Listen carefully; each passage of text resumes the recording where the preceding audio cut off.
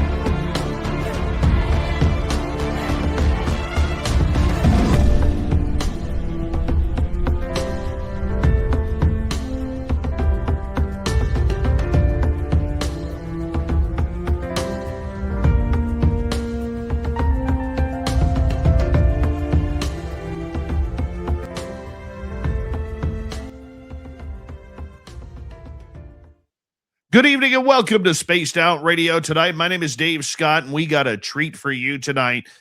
Author, researcher Michael Feeley joins us in the early morning of the UK tomorrow to literally get into all sort of esoteric codes, adventures, where humanity is going. We'll even talk some UFOs coming on up in hour 3, Swamp Dweller, and of course, the wizard Josh Rutledge. But first, we have to say hello to each and every one of you, including Kitty Caddywhack back in the gold medal position.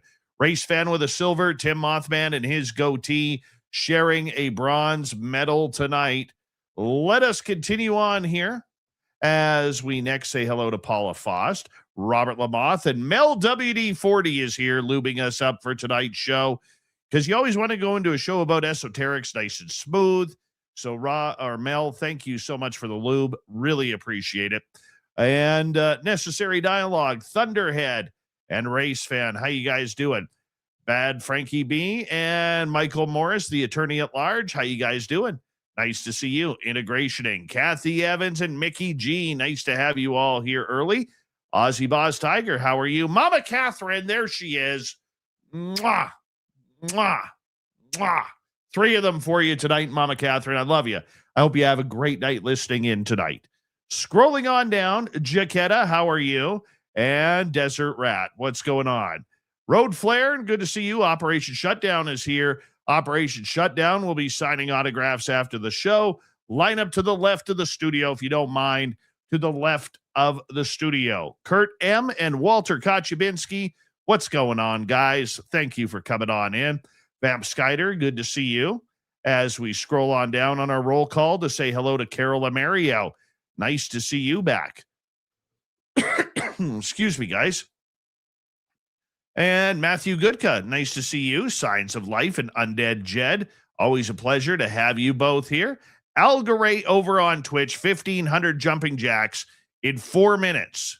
His arms are tired, but he did a good job. He did a good job for today. His cardio is running just fine tonight. Are we caught up already? No. I'm Hardcore over on X. Nice to see you. And East Coast Turnaround on X. Nice to have you here. Tina Smith is here. Tina Smith will be signing autographs after the show as well. Line up to the right of the studio, if you don't mind.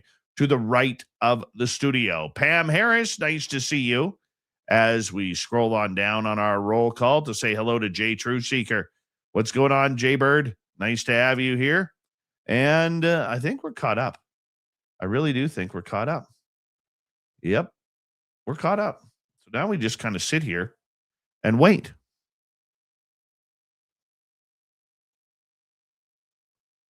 Now people will be like, who the hell is this guy just sitting around looking at the camera? Hey, I want to remind you while we're waiting, the super chat is open. It's a wonderful way to support what we do on this show on a nightly basis. Shop at our Spaced Out radio store. We do not have ugly swag, people. No ugly swag. You could wear our clothing out in public and actually be proud to wear it. I would love to see you all. Hi, Paramarv. I'd love to see you all up here Caribou Con 2026, September 18th through 20th. I know it's a ways away, but book your holidays now. Eternity Eternal, how are you? September 18th through 20th, right here in the beautiful Caribou region of British Columbia.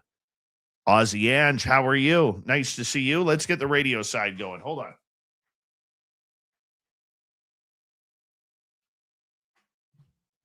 Hello and welcome to the radio and podcast side of Spaced Out Radio tonight. My name is Dave Scott. We're going to get into the esoterics, the weird, the strange, the life of codes, like the Da Vinci Code. Michael Feeley will be here with us in just about 45 seconds or so. We're going to have a great show with him tonight. I'm excited about it. I hope you are too. We were just talking about Caribou Con, and if you could help support my new adventure by going on Facebook to Haunted 108, going on to our Instagram, The Haunted 108, TikTok, all sorts of different social media. This is a great project that I'm working on for our local museum. I'd love for you guys to help spread the word. If you don't mind, the links will be put up here momentarily because I know Paramarv and Tim Mothman and his goatee are on it. So make sure you check it on out. I think you'd like it. Come for the adventure and the hauntings. That's what we do here in the Caribou. Yes, we do. Throw those horns up, everybody. Let's rock.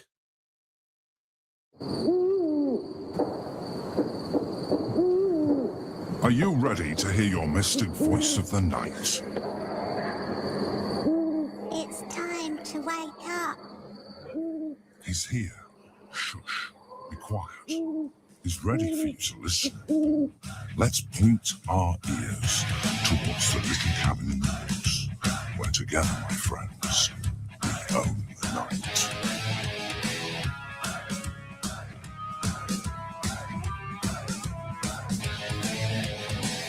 It's time for Spaced Out Radio with Dave Scott. From the mountains of central British Columbia to you listening around the world, this, my friends, is Spaced Out Radio.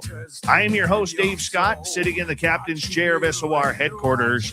We welcome you to tonight's show on our terrestrial affiliates around North America, digitally on every major podcast network. Our website, spacedoutradio.com. We have a plethora of features for you. Rock out Bumblefoot. Read the news wire. Check out our swag as well. Follow us on X at Spaced Out Radio, Instagram at Spaced Out Radio Show, and on Patreon in the Space Travelers Club. Tonight's show is brought to you by Chive Charities. Help make the world 10% happier by visiting Chive Charities today. You can find them on our website.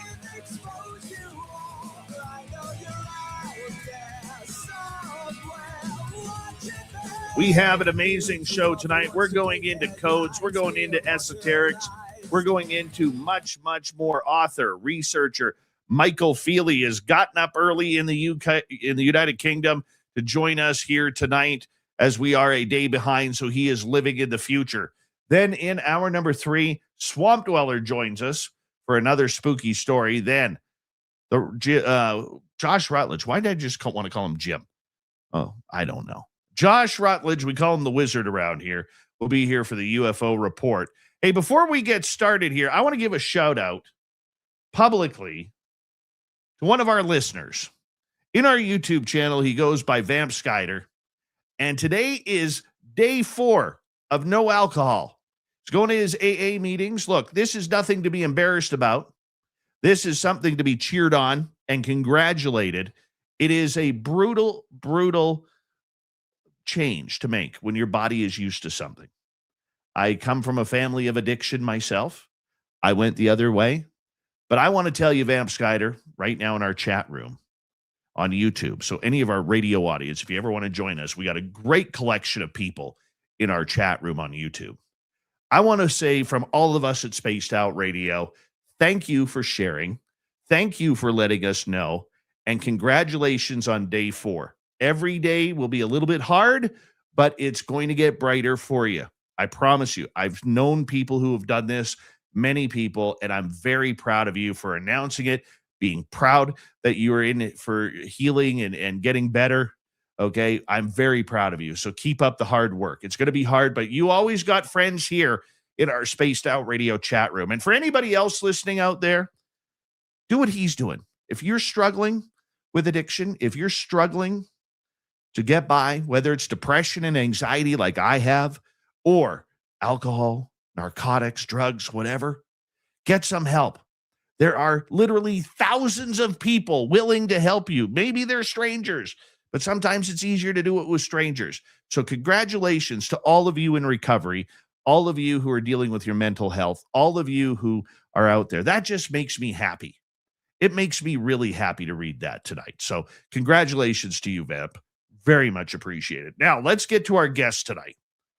All right. Michael Feeley is a former UK police officer, lifelong experiencer, and an author who explores esoteric knowledge and the deeper questions surrounding reality, consciousness, and the purpose of the universe.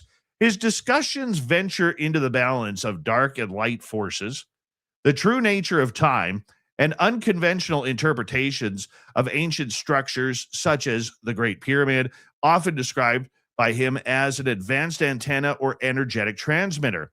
Drawing from his personal experiences and metaphysical study, Michael presents perspectives that challenge traditional narratives and invite audiences to think beyond accepted boundaries. His website is michael-feeley.com. michael-feeley.com. So let's bring him on. And Michael Feeley, it's been a while since we've had you on Spaced Out Radio, but I'm so glad you're back. How are you doing, my friend? Yes, I'm very well, thank you. It's been 6 years since we spoke. I met you at the UFO conference in San Francisco in February 2020, and you were the first person that I saw in relation to the conference. So it's nice to be back and to see you again. Absolutely. Absolutely. You know, you are a very deep thinker. You are someone who tries to ask those questions that all of us have probably asked around a campfire over a pint of beer or a glass of wine. We've all had those questions. Yet you did something about it. You started researching those questions. What made you do that?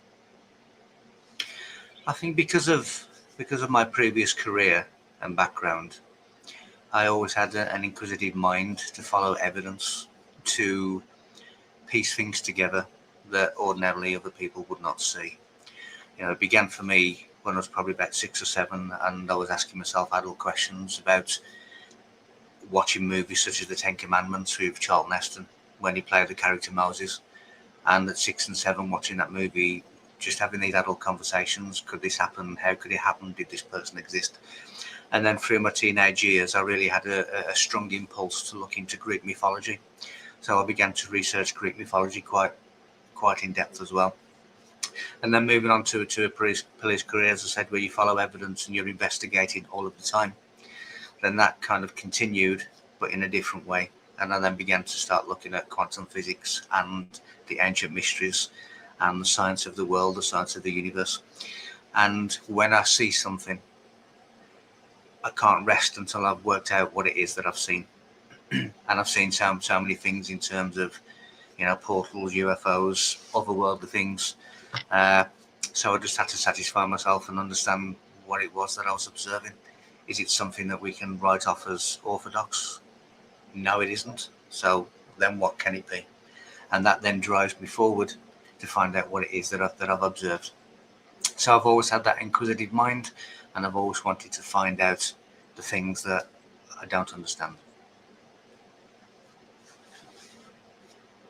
As a former police officer who has to think in practicality and reality, how did you mix that with being an experiencer as well? Well, I was always open-minded. I was always happy and comfortable with accepting that maybe everything that we can see, sense, smell, touch is not all that there is to interact with. So I was always comfortable in that open-mindedness that something else exists. So when I began to experience and actually see these things, well, then I was just as equally as comfortable seeing and experiencing those things. And how I made the transition is by accepting that what I'm seeing is real. And if I'm seeing it, if I'm interacting with it, then it's just as real as anything else that I've ever seen and I've ever interacted with. So I was quite comfortable with that transition from having an open mind to believing these things are possible to then experience them and having them confirmed as being possible. So for me, it was quite an easy bridge to cross. There was no issues with the difference. And again, it was just a shift in the subject matter rather than a shift in myself. Who took you? What did you experience?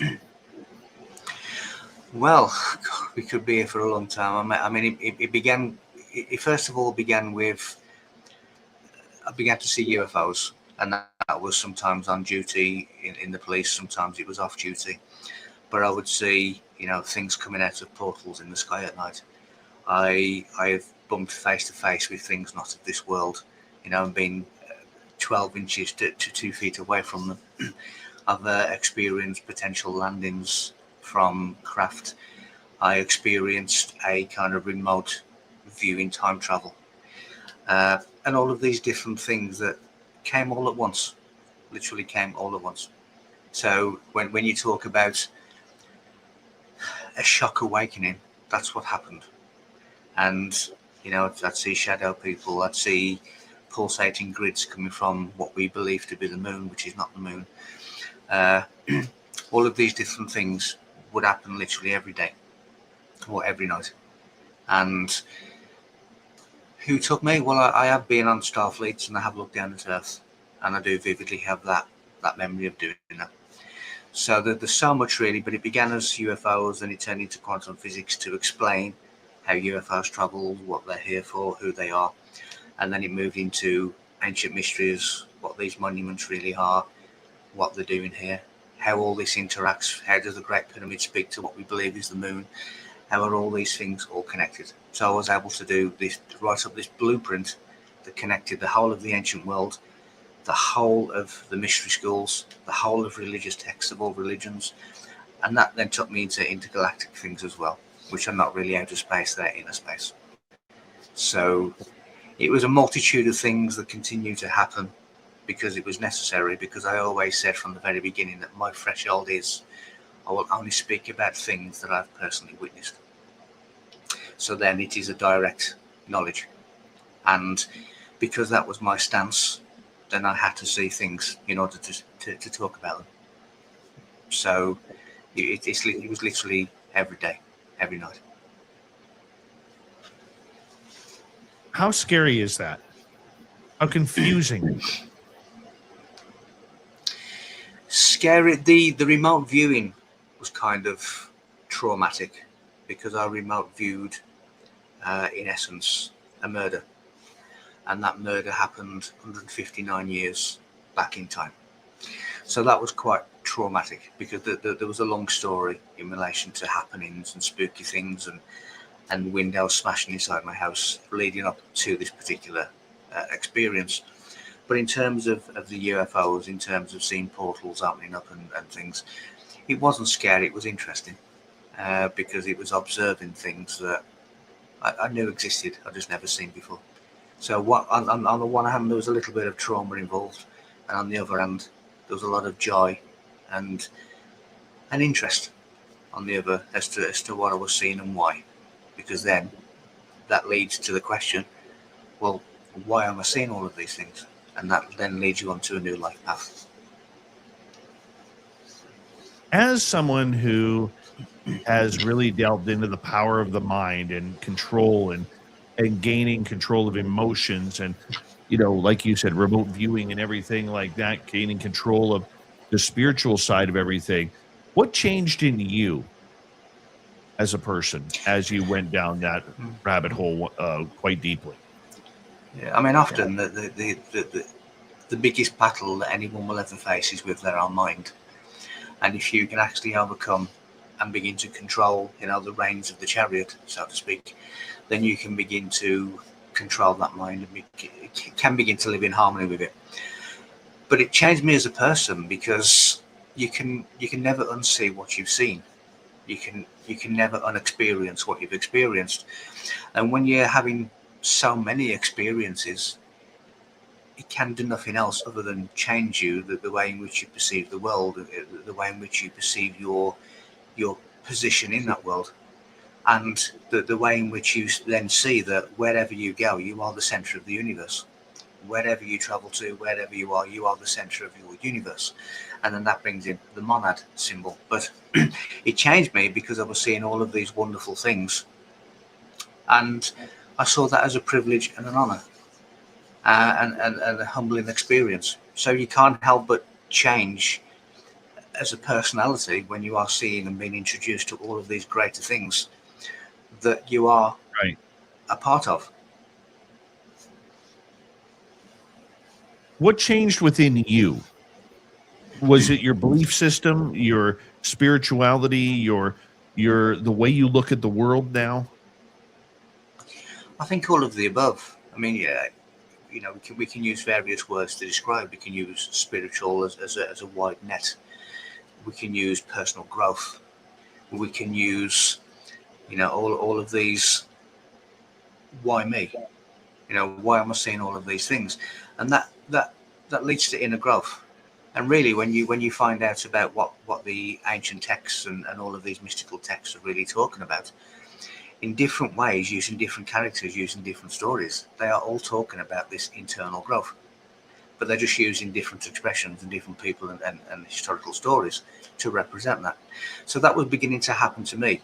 And it was this inner growth that was catapulted into these new worlds, into these expansive thoughts, this expansive mind, realizing that if you wish to speak to this universal mind, then you have to evolve your mind.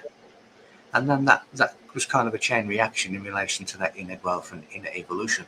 You know, one of the main questions that people always ask me is, what is my purpose here? What am I doing here? And how can I fulfill my role, wherever that is? And I always say that complexity is simplicity misunderstood. In other words, it is quite simple. Your universal plan is to evolve and expand. And if you are evolving and you are expanding with that internal growth, then you are complying with the universal plan, because it too, parallel to you, is also trying to evolve and trying to expand. So if you are doing that and you are moving the right way, then you are complying with the universal system. That means that you are fulfilling your purpose.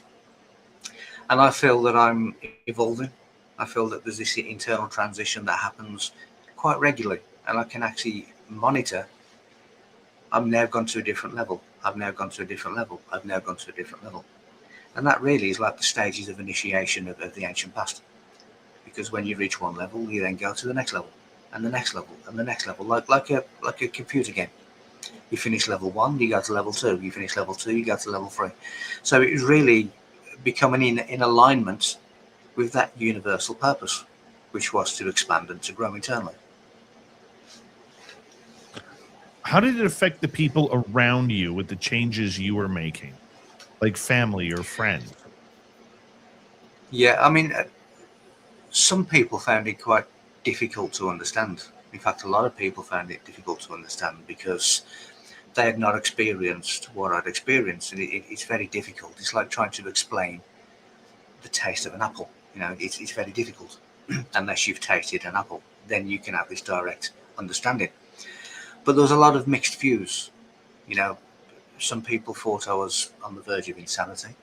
Some people were comfortable with what I was saying because they knew me as a person and knew that I don't exaggerate, I don't sensationalize, I just say it as it is.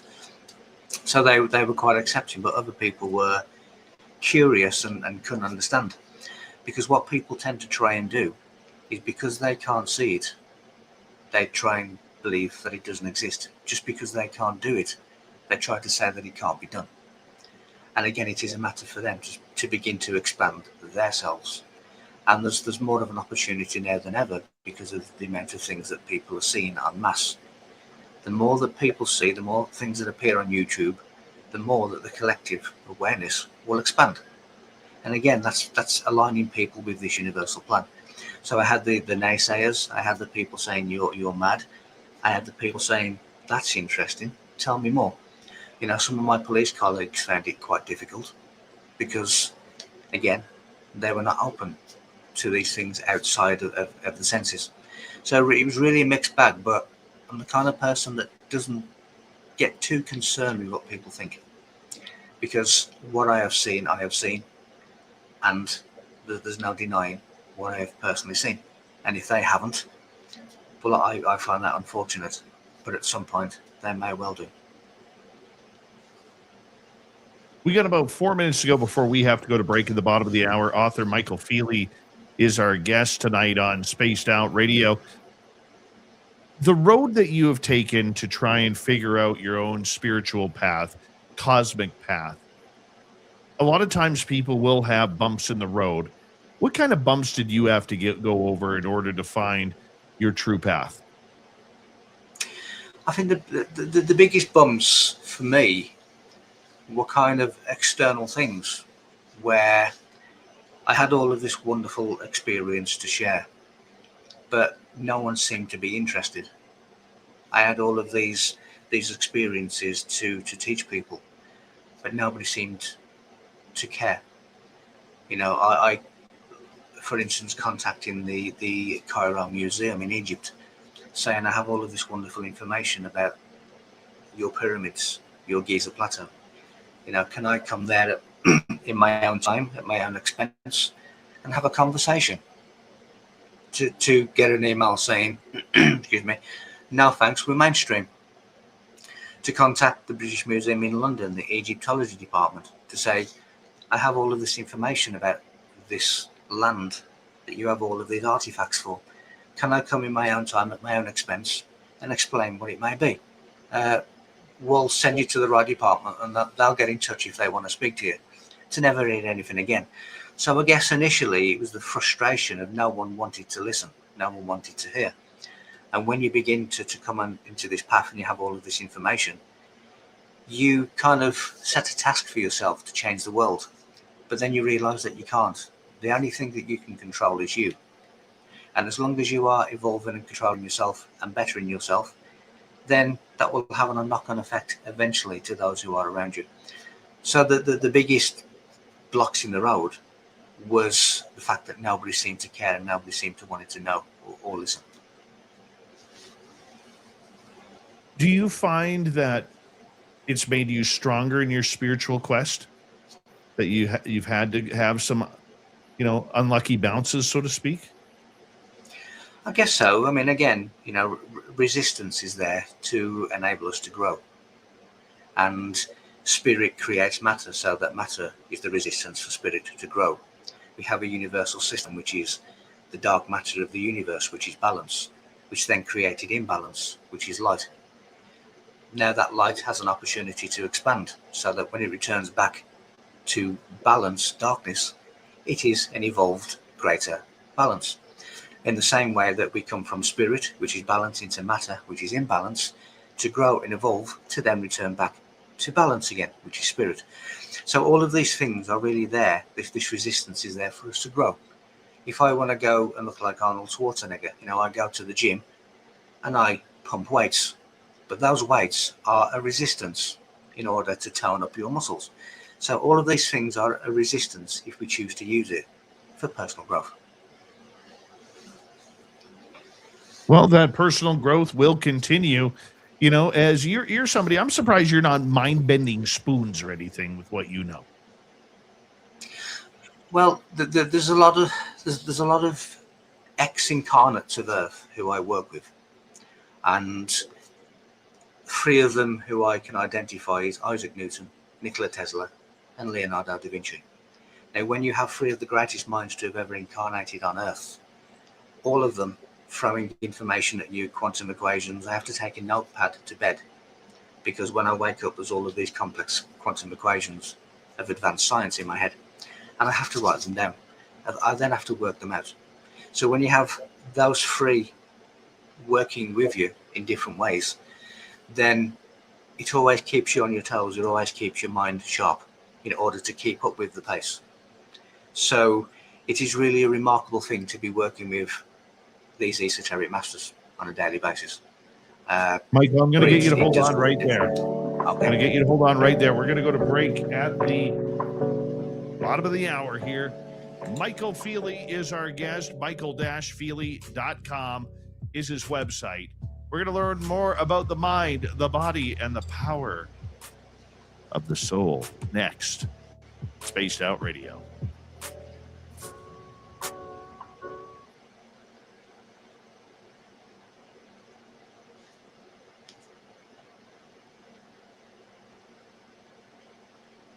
All right, buddy, we're clear. Good job. Good start. Good start. Yes, it sets a nice foundation, I think. El Cid, how are you?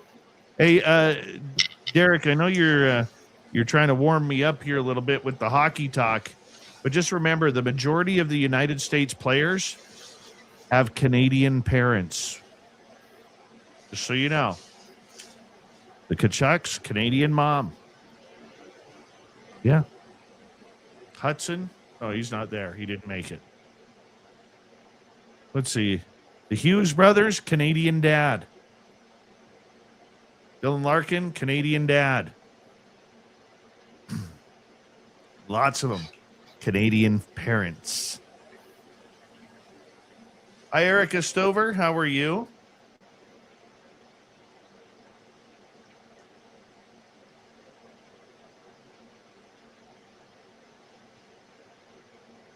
Michael, did you ever get a chance to meet or talk with Nick Pope? No, I did. No, I mean, I see him quite often appearing on socials, but no, I never did. Or never have. Yeah, I've never interviewed him or spoke to him either. No. I'm obviously completely aware of him and what he used to do and popping up here everywhere, but I've never come across him yet on the circuit. He announced today on X that he has terminal cancer. Oh, didn't know. Yeah, that. stage 4 esophageal. I can't pronounce that word. Esophageal. Hold on. What is that word? One second. Liver cancer. Okay. Esophageal cancer. Esophageal cancer of the liver. Or it's metastasized to his liver. Well, that's a shame. No, I didn't know that. Yeah. Yeah, we're going to talk about that later on the show. Yeah. Of course, we lost Eric Van Daniken, didn't we, a few weeks ago as well. So he had a good run at 95, though. Yeah. Well, that's all you can hope for, isn't it? That's right. That you have a good innings, but no, it's just a shame. Never nice news. Sorry, I had to sneeze. That's all right. Better out than it. Yeah, that's right.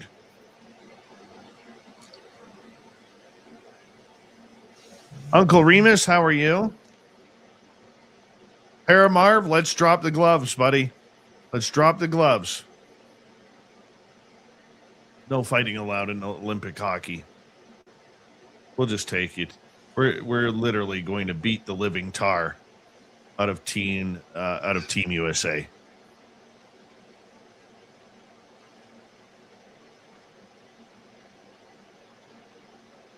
It's not even going to be funny.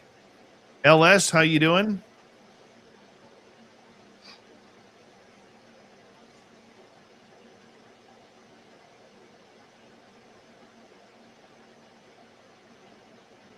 All right, we got about a minute 40, my friend. Minute 40.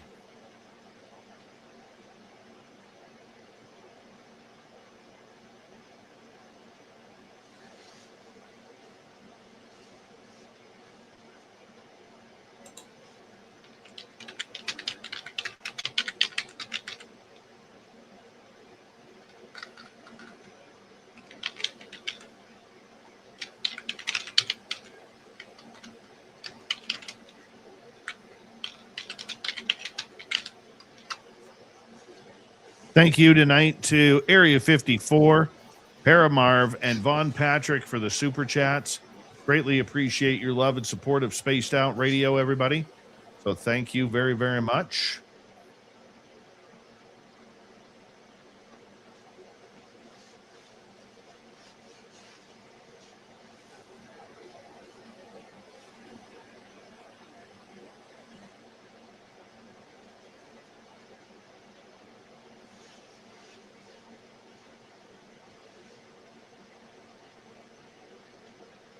And we got about 27 seconds, my friend.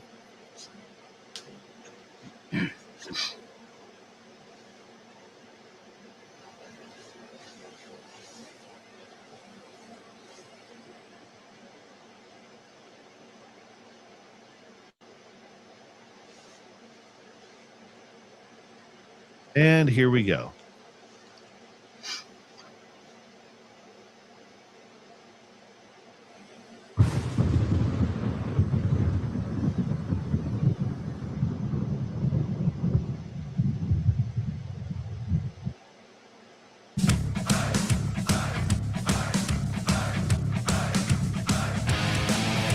We are into the second half hour of Spaced Out Radio tonight. Good to have you with us. My name is Dave Scott. We greatly appreciate you tuning us on in wherever you are on this beautiful planet we call Earth. Our guest tonight, Michael Feeley. We're going to get to him momentarily as we are just getting ready to kick off this second half hour. But first, we want to remind all of you, if you've missed portions of this show or others, our archives are always free on YouTube or any major podcast network. Our website is spacedoutradio.com, where we have a plethora of features for you, including Rocking Out to Bumblefoot. And check out our swag as well. Yeah, just keep on rocking. That's it. Let's just get back to Michael Feeley. I'm more interested in this topic than giving you the rundown right now. Michael Feeley is a great researcher into the esoterics and unknown. His website, michael-feeley.com. Michael, how you doing, buddy? I'm very good, thank you. Thank you very much. All right. As we know, with the power of the mind and where it can take us, what have you learned about remote viewing and the power of being able to see things play out? So that the mind is really a microcosm of the universe. So we are whatever you can imagine, whatever you can think, can be done, can exist. And that really is the beginning of all things. So the mind is extremely powerful. For instance, there is a surgeon in the Philippines that has been witnessed by Western scientists to make the incisions in his patient's body by the power of the mind. He never actually uses scalpels or any tools. He does it by the power of the mind. So the power of the mind is something that we are yet to unlock. But when you begin to understand it, and as I said before, control it in your favor, then we become co-creators, and we create our reality. We manifest that world. So the mind is an extremely powerful and useful tool, but it can also be your biggest battle, and it really depends on whether or not you can overcome that. In terms of remote viewing, I've done remote viewing a number of times. The first one, as I say, was my awakening. There's been other times when I've been to buildings inside rooms, and I've actually drawn those rooms when I've come back, and I've seen them later on, and the room matched exactly what I'd seen. And there'll be times when I'm sitting here on this desk writing my research notes, and all of a sudden I'm writing with a feather and an inkwell. I've gone back to medieval times, or I've gone back to Egyptian temples and Egyptian pyramids in what is known as a time slip. So all of these things are really overlaid, augmented, all of these different realities, all of these different existences that are all parallel and happening at the same time. And when you talk about the ancient monuments, they were built in the future, not the past. And that really is a mind screw. But yeah, the mind is a wonderful thing if you can control it and you can use it to your benefit. You have studied the pyramids, you have studied hieroglyphics, petroglyphs, everything that kind of goes along with that. You believe that there is symbolism that really shows that maybe we have been a little bit more technologically advanced in the past, and maybe give some secrets to where we are going in the future. Tell us about your research regarding the pyramids and other very, very awesome human anomalies. Well, the Great Pyramid for me is really the return of the Redeemer. It is the epicenter of all knowledge. And I've dated it as being over 70,000 years old. So when you actually look at the Great Pyramid, it is part of a series of 9 pyramids, which are 9 antennas. So what you have on the Giza Plateau is a radio network.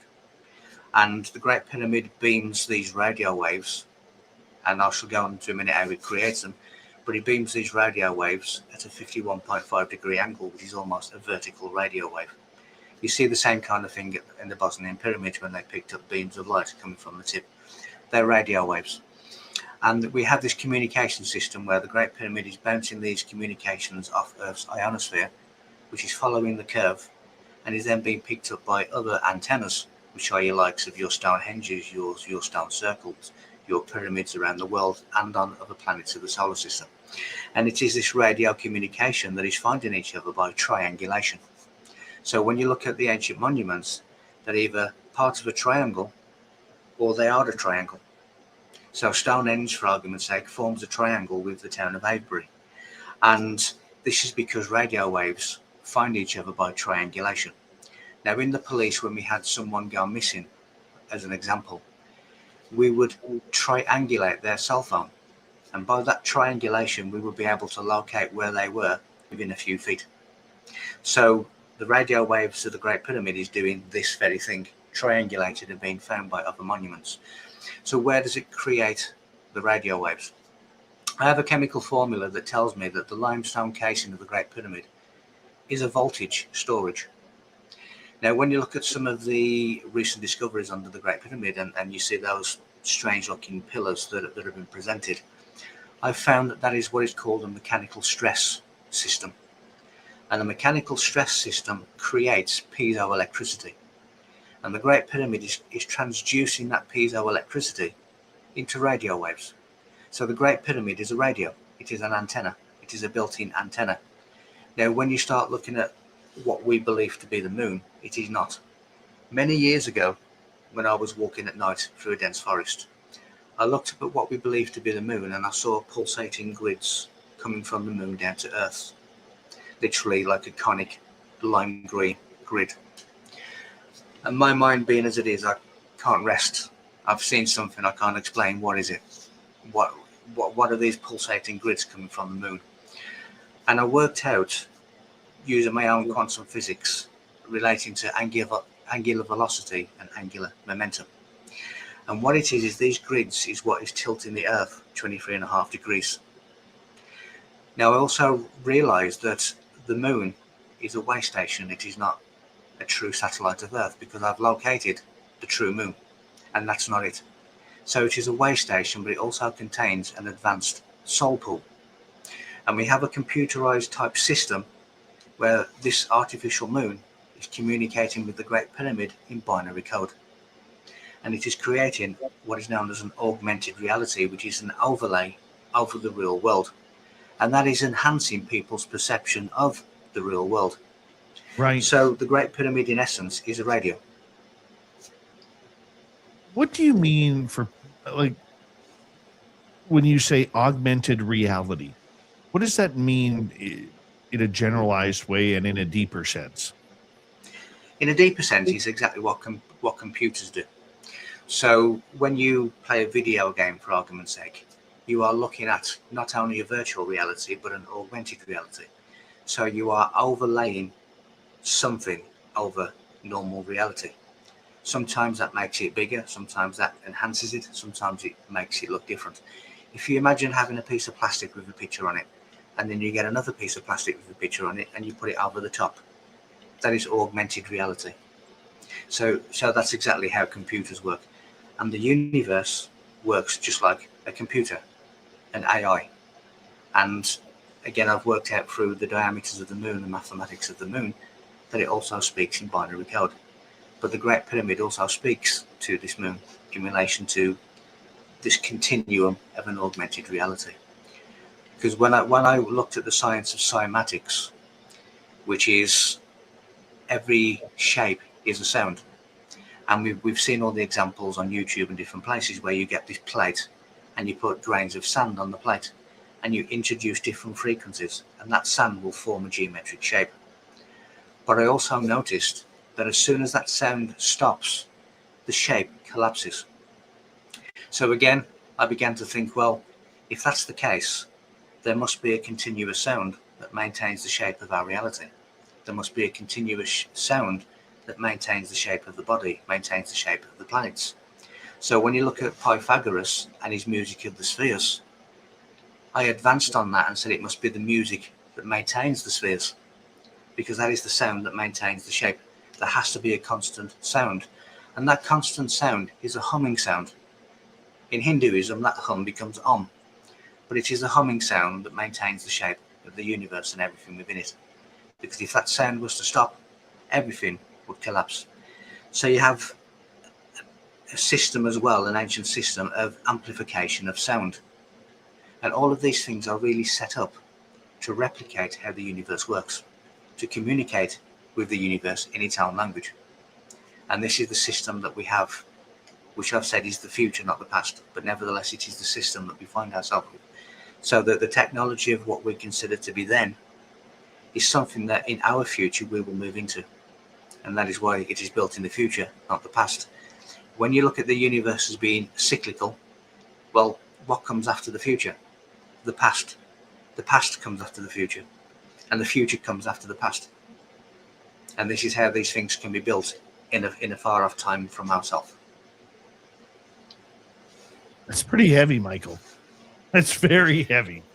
Yes, You know? it is. It is. So does that mean if the future becomes the past, which obviously it does, I mean, it's only logical, does that mean that it is the same on different timelines and different dimensions at the same time as well?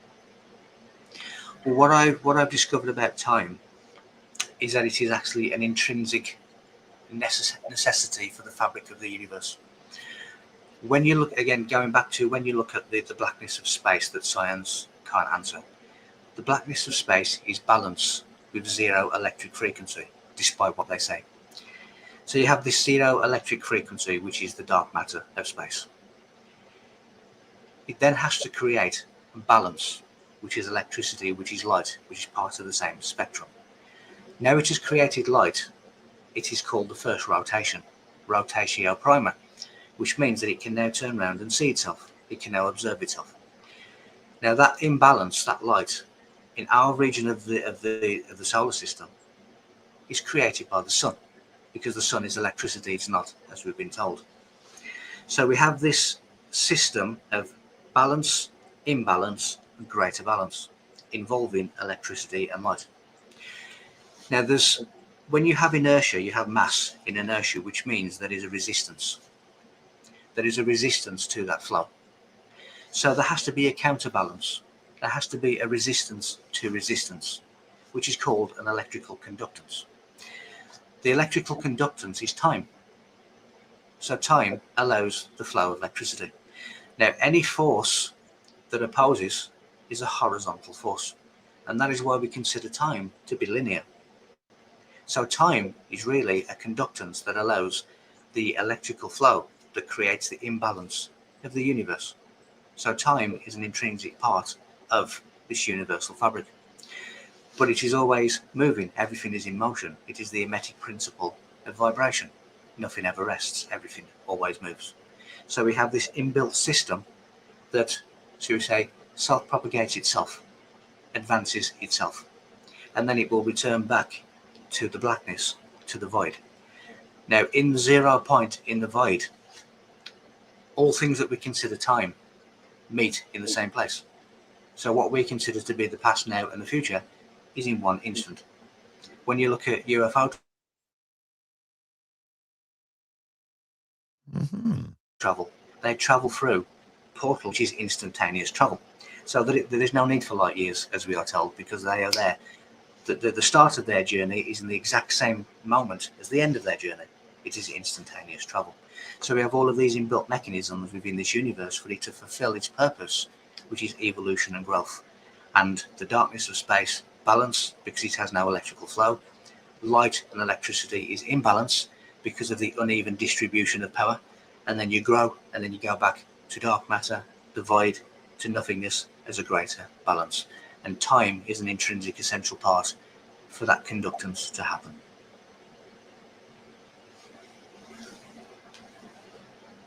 Is time even relevant then? It is relevant because without time, we could not have the universal plan of growth. We could not have the micro plan of growth, which is what we are, because it is an intrinsic facility that is used to facilitate that game, that end result. So without it, it couldn't happen.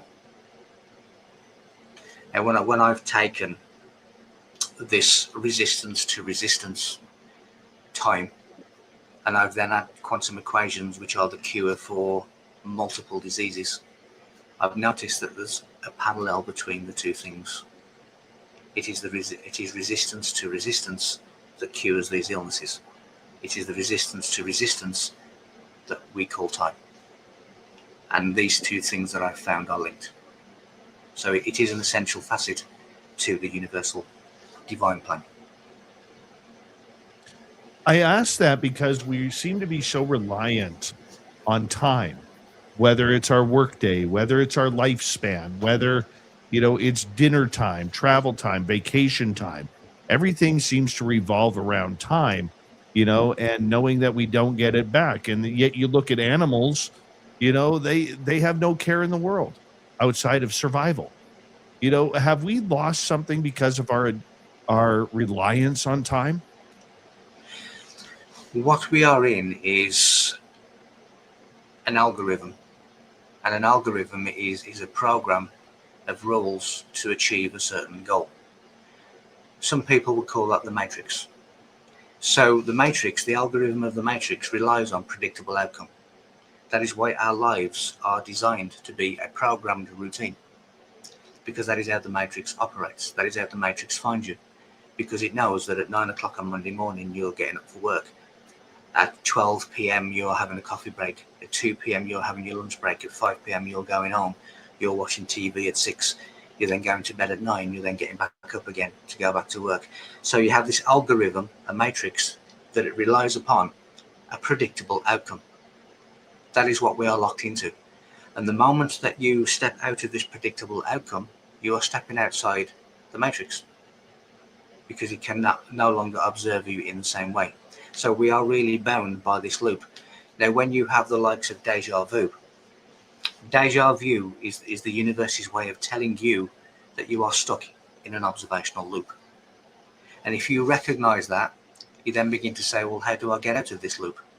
Well, you get out of that loop by doing something different, in a different way, in a different routine. So that is why we are reliant upon the clock, because we are locked into this algorithm matrix. The animals go with the natural flow, with nature. They go to bed when the sun sets, they wake up when the sun rises. They have this circadian rhythm that is different to ours, because they are in the natural flow and we are in an artificial flow.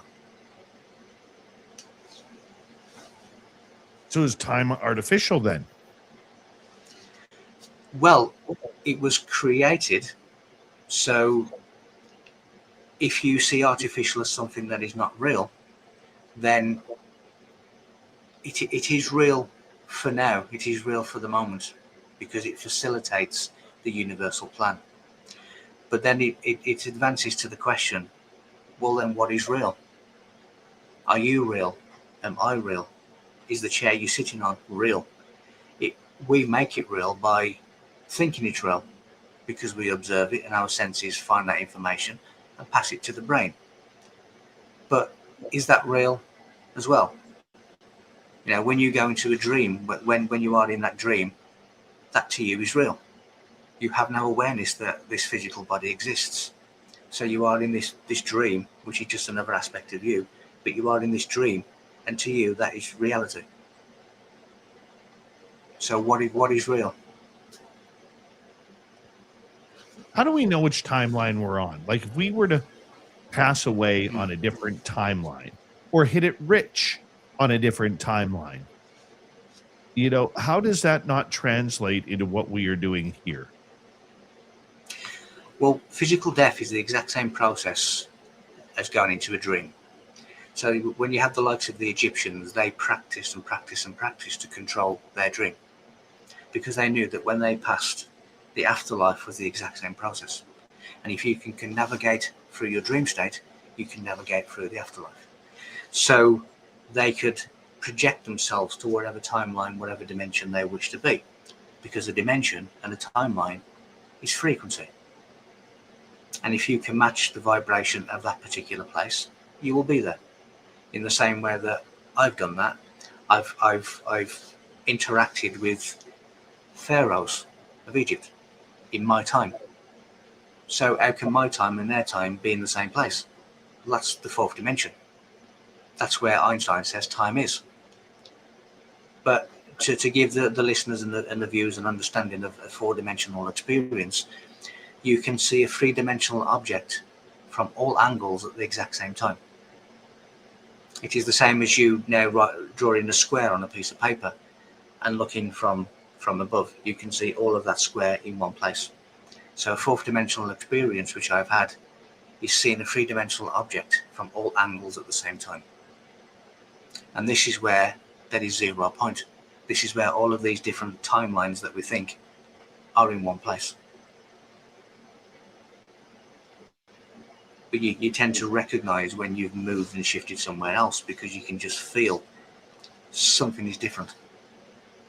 What about you mentioned frequency, because we have about 3 minutes to go before we go to break at the top of the hour. What do you mean by the human frequency? What kind of sound or what kind of frequency are we emitting in order to catch the attention of whatever it is out there that we're trying to catch? Well, every aspect of us is really a frequency. So a frequency is a vibration, which is an oscillation, and everything moves. Nothing ever stops. Even at 0 point, things still move. So for argument's sake, we have DNA, which is an antenna. We have a pineal gland, which is an antenna, which is picking up on frequencies, picking up on transmissions. Our auric field is a vibration. Our toroid field is a vibration. So our DNA has a vibration that is as unique as our fingerprint. So if you wish to locate a specific thing, you can trace its vibration, the genetic vibration. So everything emits a vibration, and that vibration has a sound. And that sound is, in the beginning, was the word. It is the universal voice. So everything transmits a sound. And some of it is inaudible, and some of it is not. So everything has a vibratory sound. I've been in the centre of Stonehenge, and I've heard the vibratory sound of the stones of Stonehenge. Everything in the universe moves, it oscillates, it emits a frequency, which is a sound. And it is that very sound that is creating all the shapes that we see. And if we wish to examine that sound, we have to wait for it to become static, which is sacred geometry. To use a simple example of this, I look at animals, whether it's dogs, cats, wild animals. They seem to know through scent, and I even think through frequency, about what type of person we are. You'll get a lot of dogs that will come up. I have a friend of mine who has a couple of dogs that are very protective. I'm one of the only people that could stick my hand into his vehicle. Otherwise, if they don't know the person or they don't like the person, they will be guard dogs and start to bark and bite, potentially. You know, yes. Myself, I can walk right up to that vehicle and put my hand right in the car. And I'm one of about 5 people outside of him that can do that. I don't know why. Yes. I don't know why. Because they can interact and see the unseen. And they can see beyond what we can see. So when you think of the unseen, they can see it, they can interact with it, and they can tell what kind of person you are. It's the same as if you could actually see people's auric field. If somebody's lying to you, their auric field turns black. If we were able to see that like animals can, then people could no longer lie to you. So they interact with the unseen, whereas most people have difficulty doing that. It is just something that our frequency basically defines who and what we are to the rest of the world rather than to fellow humans. And I will get you to comment on that, Michael, when we return from the break. on the other side. 1 hour down, 1 hour to go with our good friend Michael Feeley. Michael-Feeley.com is his website. This is Spaced Out Radio. This is Spaced Out Radio with host Dave Scott.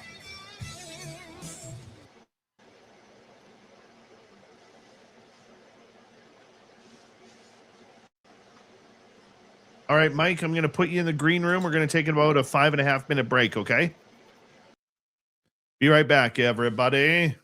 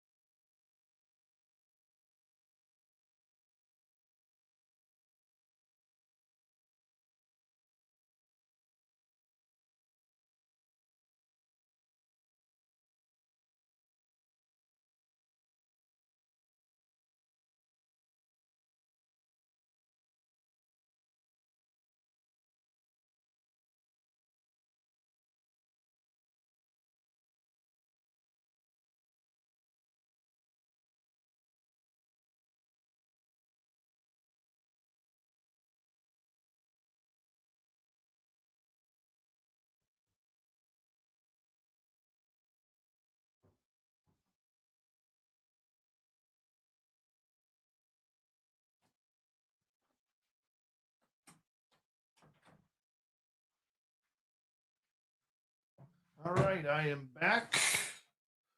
Got about 90 seconds to go. Let's get Michael back in here. I am going to be taking audience questions here in hour 2. If you want to ask in capital letters. Blue Cruise, how you doing? We are delaying Vegas, Aussie Ange. We are delaying Vegas. I got to change that up. We're going to delay Vegas by a couple of months because the prices in Vegas, to be absolutely blunt, are horrific. That weekend, the cheapest hotel room I could find was like $275 a night. $275 a night. No wonder nobody's going to Vegas.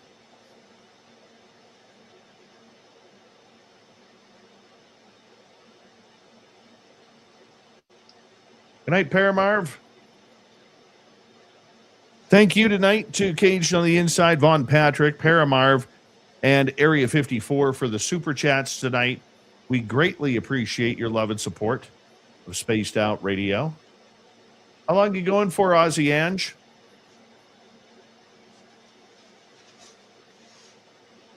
Vegas is on hold. Merle and I will get to some new dates here soon. Here we go, everybody.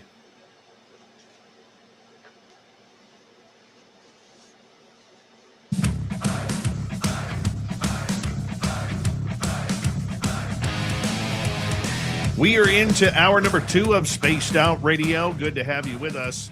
My name is Dave Scott. We will have Michael Feeley coming up here momentarily. But first, we want to say hello to all of you listening in on our terrestrial affiliates around North America, digitally on every major podcast network. Our website, spacedoutradio.com. We have a plethora of features for you. Rock out to Bumblefoot, read the news wire, check out our swag as well.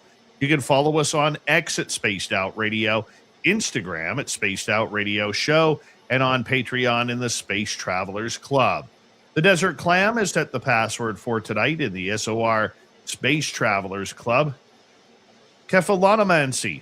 Kefalonomancy is your password. Use it wisely, Space Travelers, as the Clam sets the password each and every night right here on Spaced Out Radio.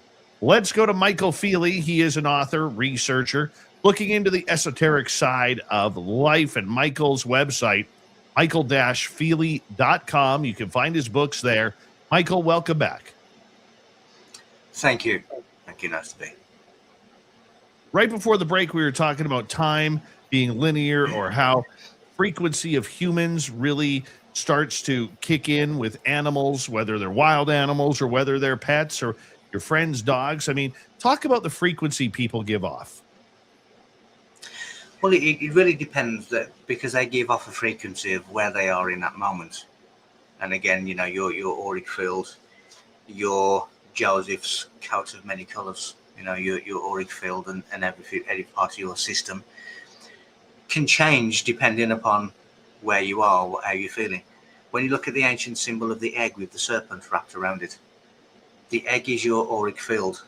The serpent is contraction and expansion.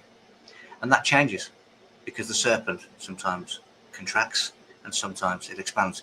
And that is really the symbolism of you change. In any given moment, you can change. If you're having a bad day, your auric field will be emitting something different to if you're having a good day. So we are really very emotionally based. Animals, as I say, are just in this flow of nature. They are just in this cycle, and they live their lives in a natural flow, whereas we don't. We're in more of a controlled artificial algorithm. But everybody will give off a frequency, everybody will give off a vibe. And you can often pick up on that. Even after the event has finished, you can still pick up on the remnants of that frequency. If you walk into a room and husband and wife have just a really bad argument, they may well now be hugging and kissing on the couch, but you can still feel the energy of that argument. And everybody gives off a different vibe in any given moment.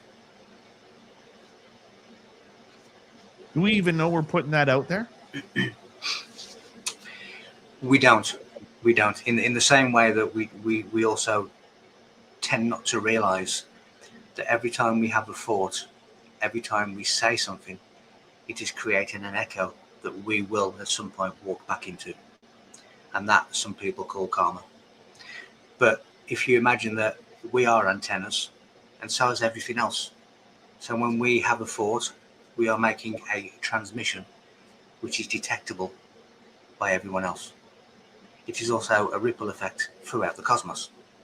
When you begin to realize this, when you begin to realize that you walk into the echo that you create, then you begin to control what you think and what you do.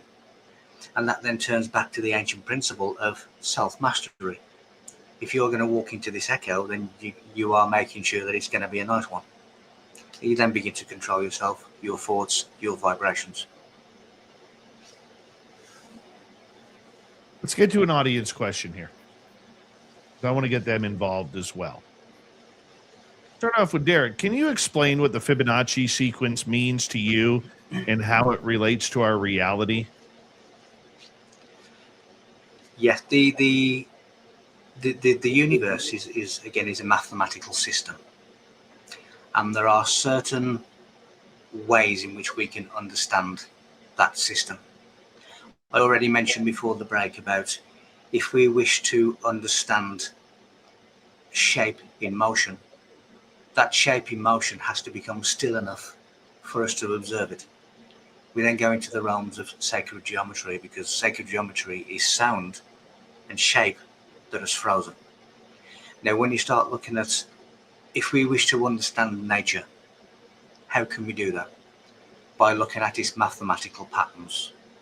So for me, the Fibonacci sequence, or the golden ratio, or whatever system you wish, is a mechanism for us to pierce through the misunderstanding of nature. So we have an opportunity to understand nature and our surroundings by observing certain mathematical codes, which are the secret of that system.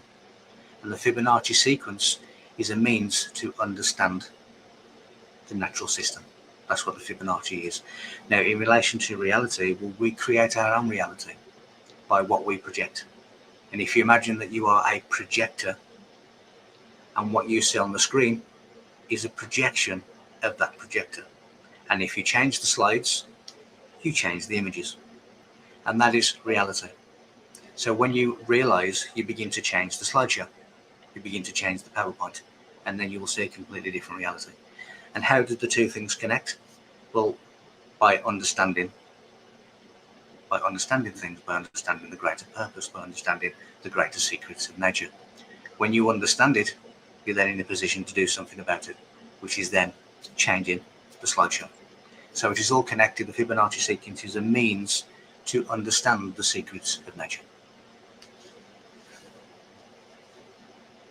It's very hard for people, unless you're a real important mathematician, to figure out how numbers can translate into everything that we do.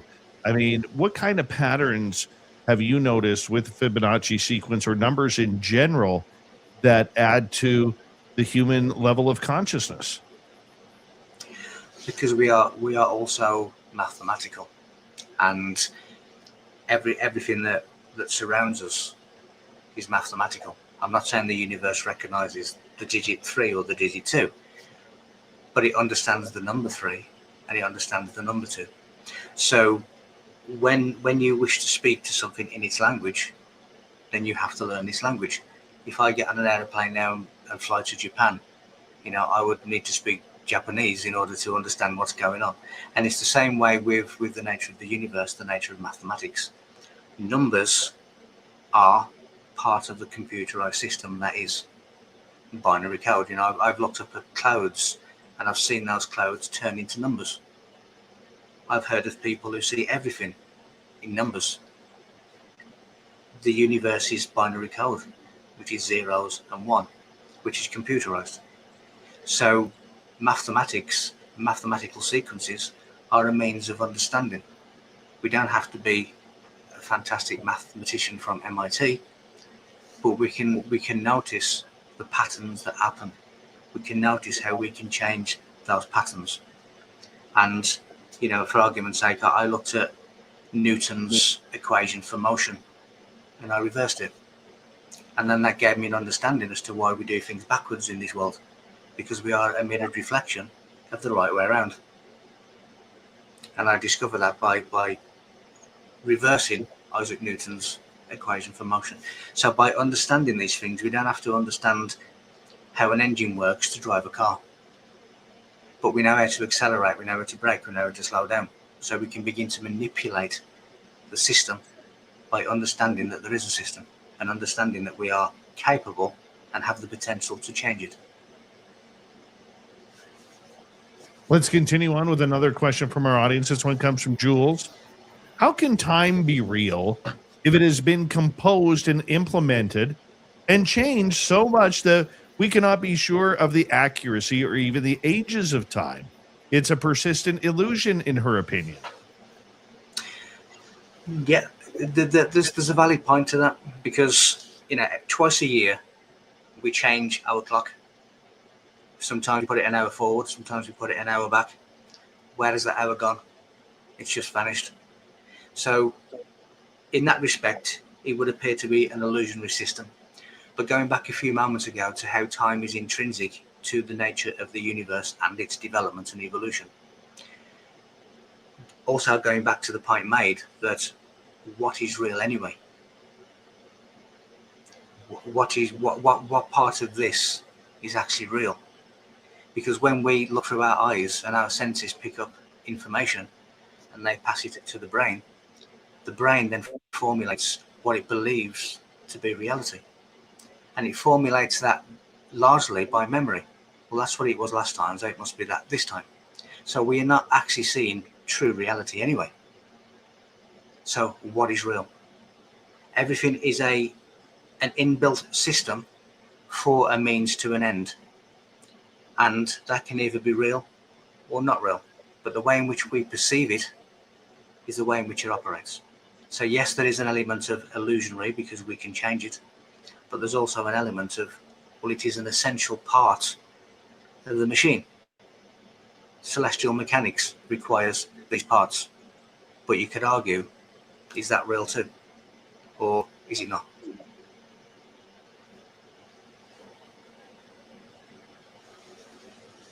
With time being split, with daylight savings time, which I think is an absolute travesty and a joke, we also never finish a full 24-hour cycle.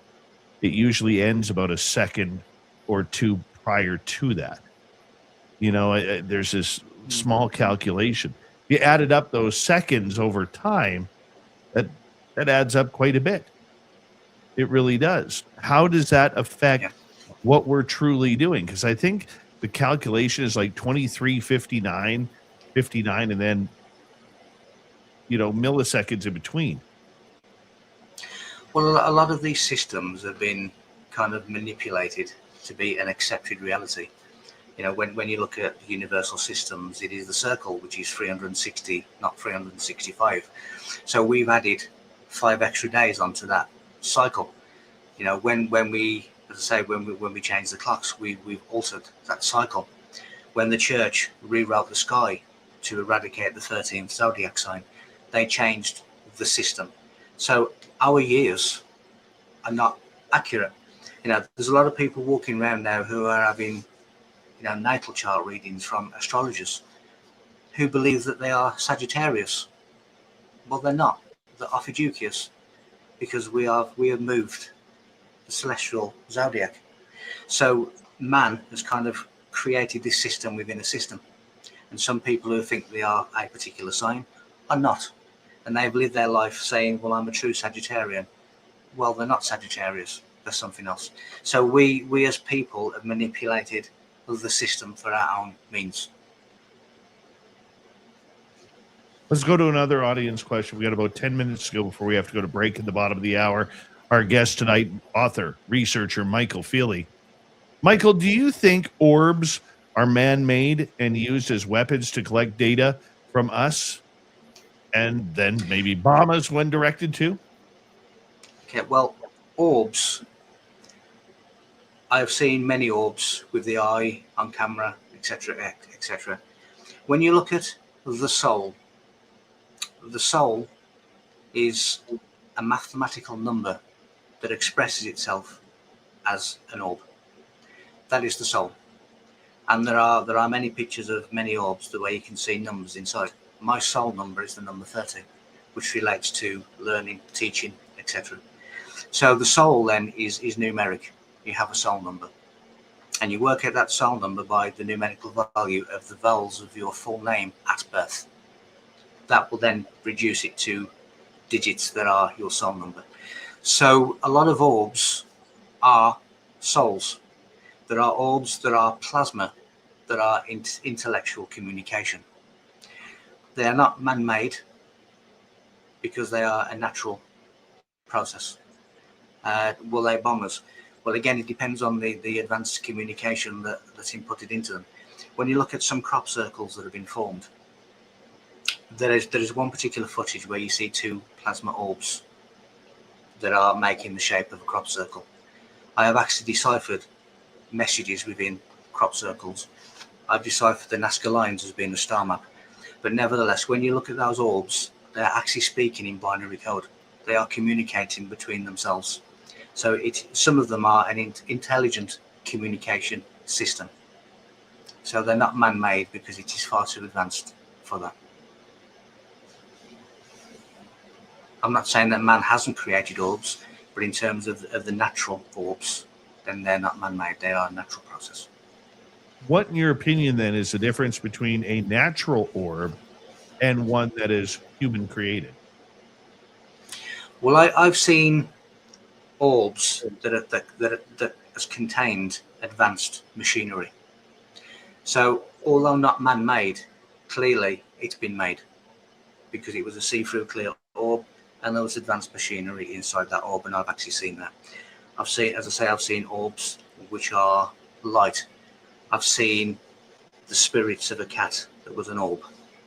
So when you start looking at what was created as part of the universal creation, and you start looking at how man has used that to replicate that, then you start looking at some things are technologically man-made. You know, we can say that we built aeroplanes to fly.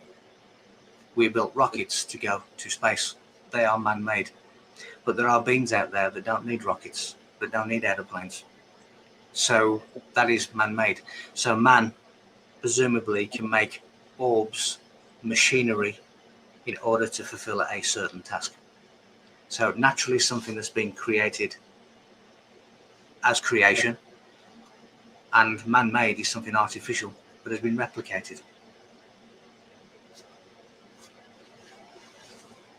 So is it just a construct? Everything in existence is the construct of the universal mind. So the mind of man, which is a microcosm of the macro mind, also constructs and creates. So man can create things with technology, whereas naturally it doesn't require nuts and bolts. It is a natural formation.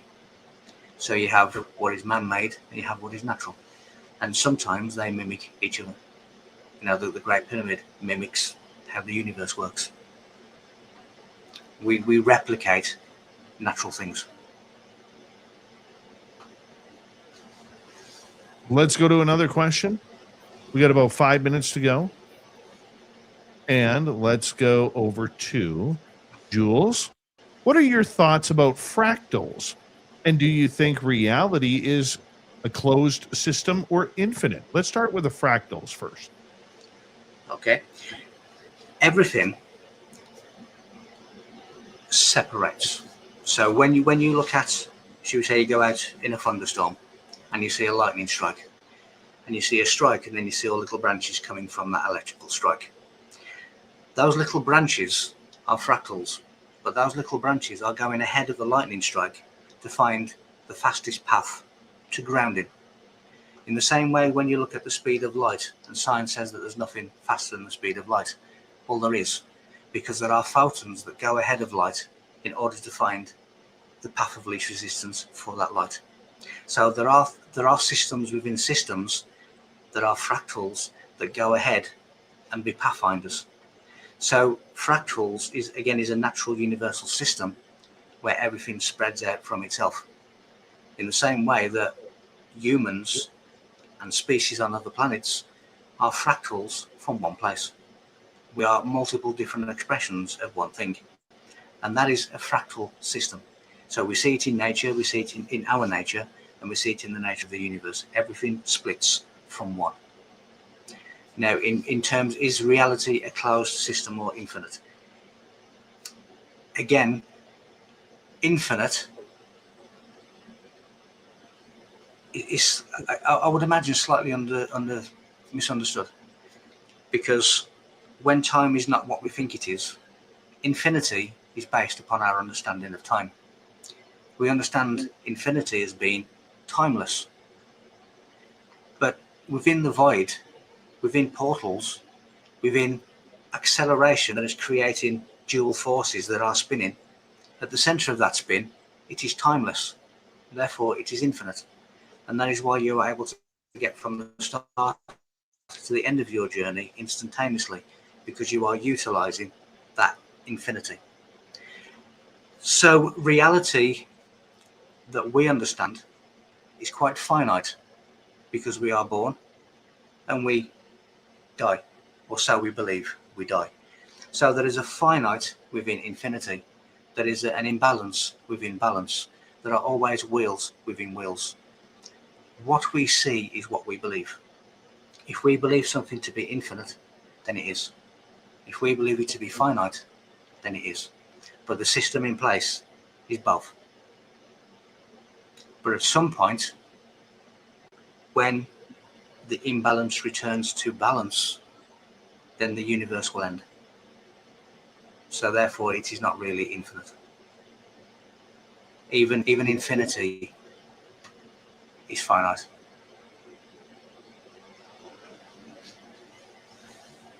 That's a big number. It's a big number, but it's a big number. But eventually, even infinity will end. So therefore, infinity must be finite at some point.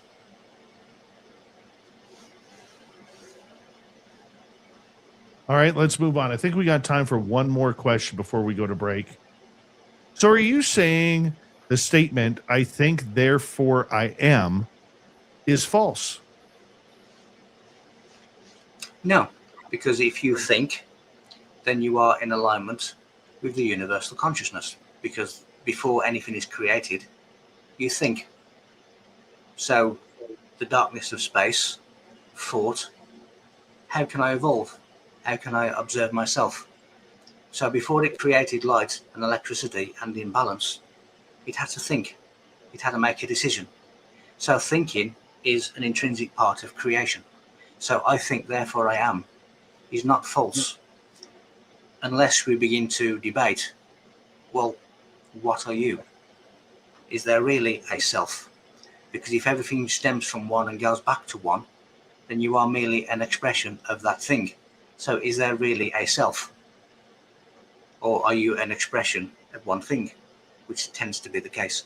So it's not necessarily false, because you have to think before you do anything. So the thinking process is not a false process.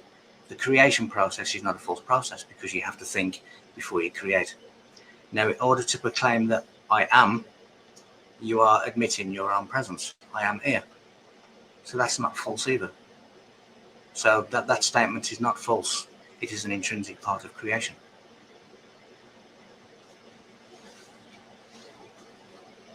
Is it about the power of self-belief then?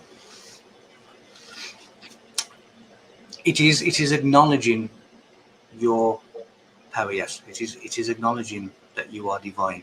It is acknowledging that in your state of evolution, then you will not tolerate the things that humanity tolerates. You will stand firm in your presence, because your presence speaks before your voice. And that goes back to animals picking up on things. So when you have this presence, it is a belief. It is a belief in yourself. It is a belief in your potential. And that stems from an understanding of what you are. when you are told all of your life that you are nothing, that you will never amount to anything, that you are not worthy, then you basically shrink yourself. But when you understand that you are the universal potential, then you are everything. We have Michael Feeley for another 30 minutes on Spaced Out Radio. You're listening to Spaced Out Radio with your host, Dave Scott.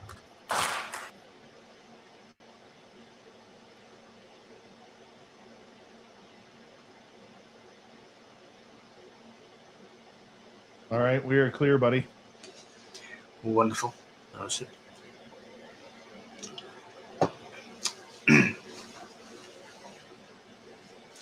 It wakes you up, doesn't it?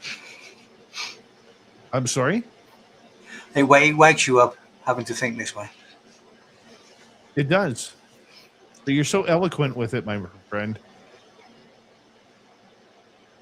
Well, thank you. I'm fully awake now, so it's nice to have Good. these cogs being turned.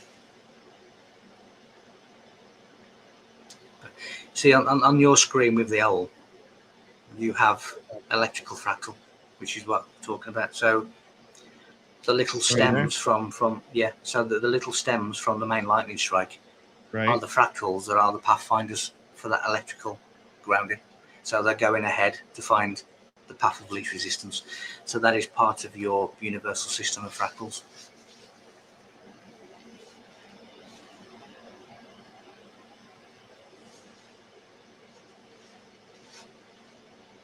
Yeah, that's kind of cool. Now you got me staring at it. Yeah, that's what I'm doing. It's interesting to know that they are finding the best path for that original lightning strike to ground itself. So they're going ahead in the same way that some photons go ahead of light to find the best path for that light, which means that they have to be faster than light in order to go ahead of light.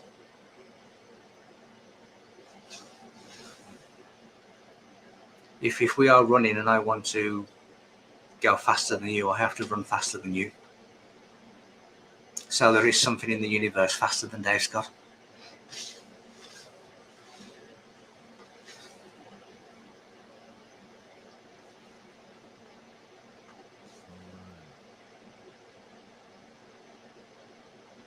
We've got about 2.5 minutes. Sound. It goes fast, doesn't it? Going by real fast, my friend. Real fast.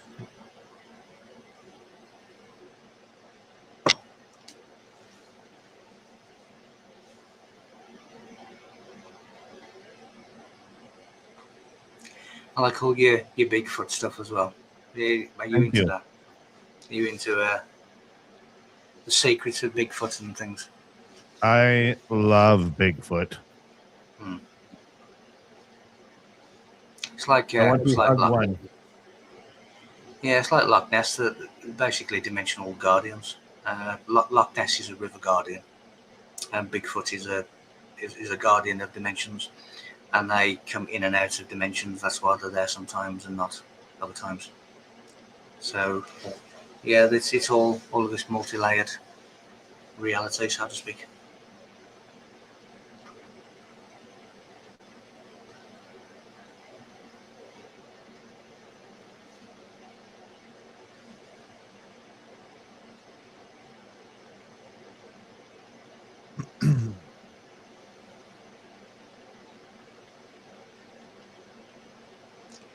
Just reading all the writing underneath.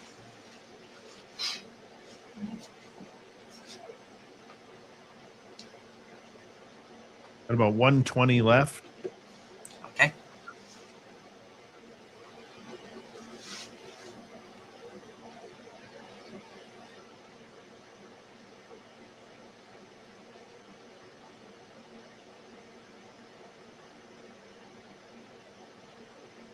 There shouldn't be any voices in the background. You might hear my furnace a little bit, but shouldn't be any noise in the background. Voices.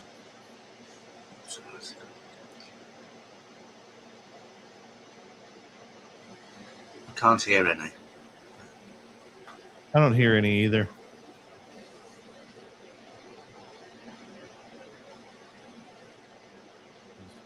All of my channels are muted.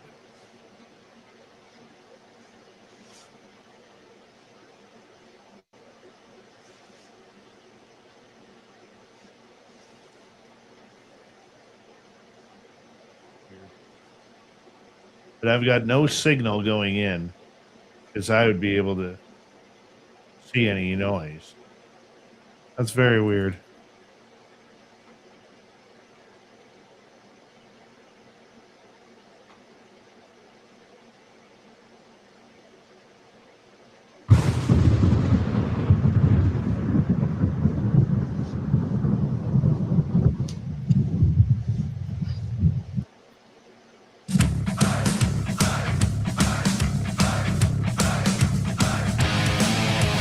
We are into the second half of Spaced Out Radio. Good to have you with us. My name is Dave Scott.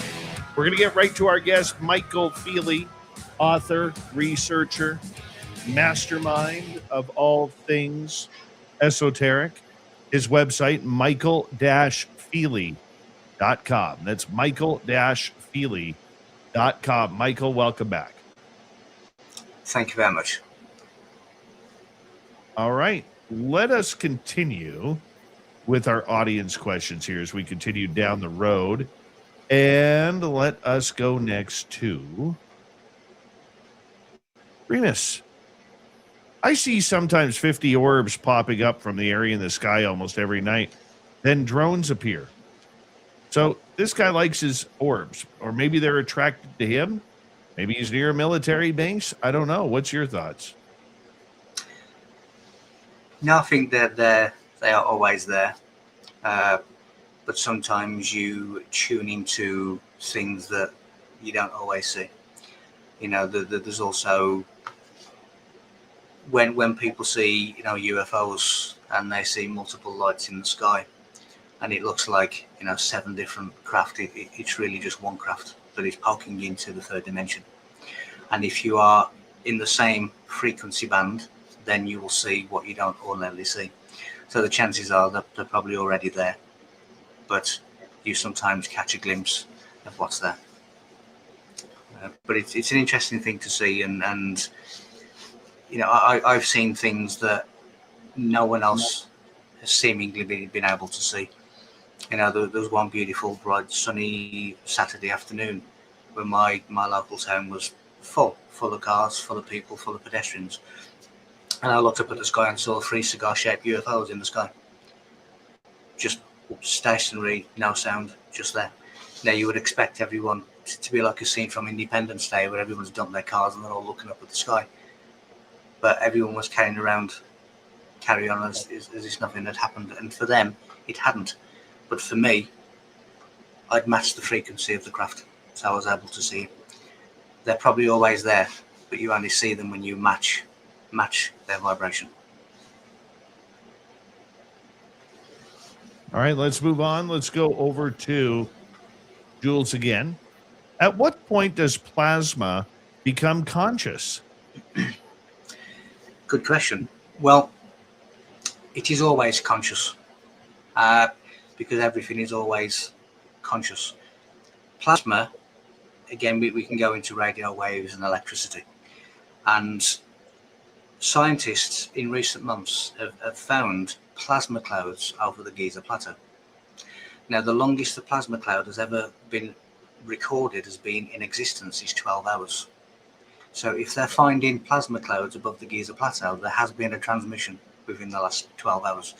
But plasma is always conscious. Now, when you look at stars, when you have intersections of electricity, like electrical cables in the cosmos, when they intersect, they create lightning bolts, which are stars. So stars are really intersections of plasma and plasma itself. So plasma is always conscious.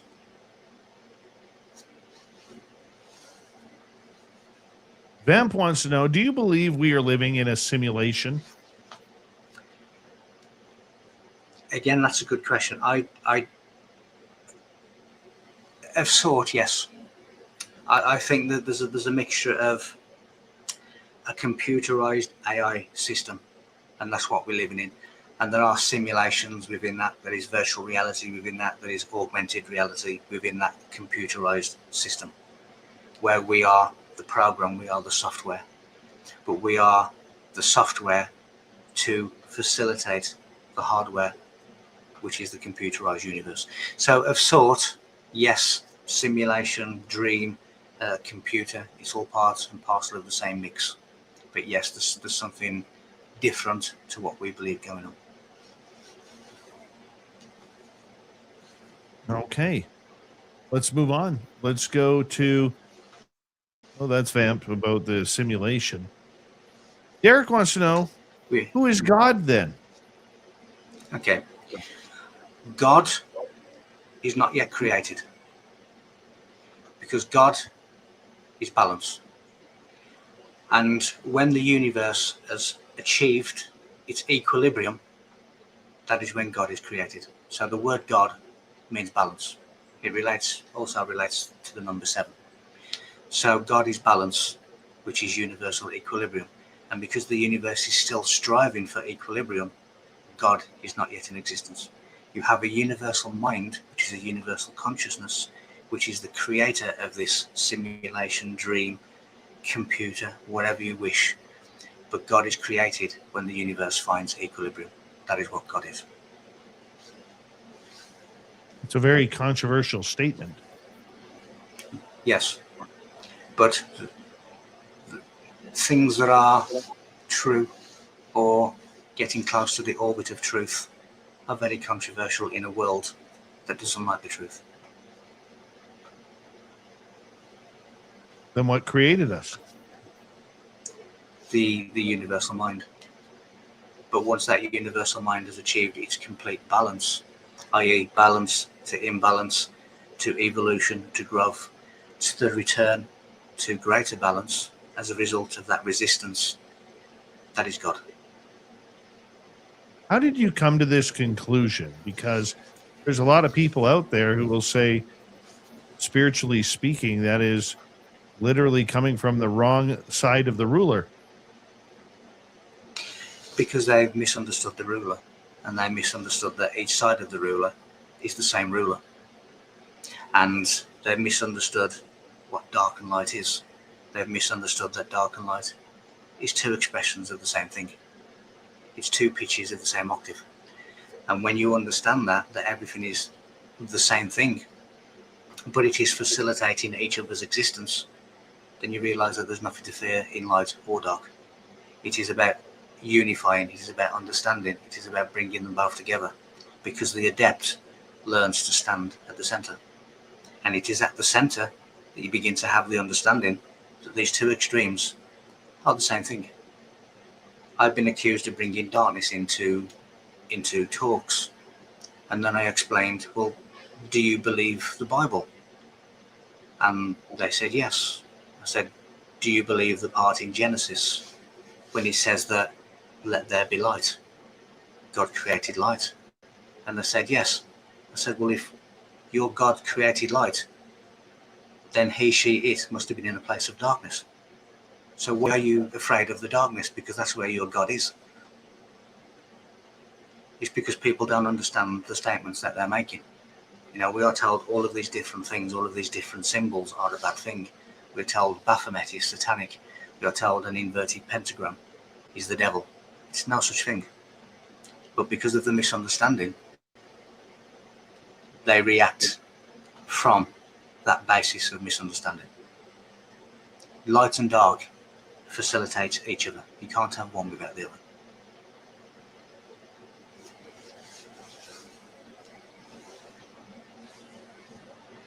Arthur wants to know, Michael, are you familiar with what Rupert Sheldrake calls the morphogenic field consciousness? Yes. Yes. Everyone transmits, and every thought, every action, everything is contained within a database. So when you start talking about morphogenetic fields, it is almost like a cosmic library that everyone can access.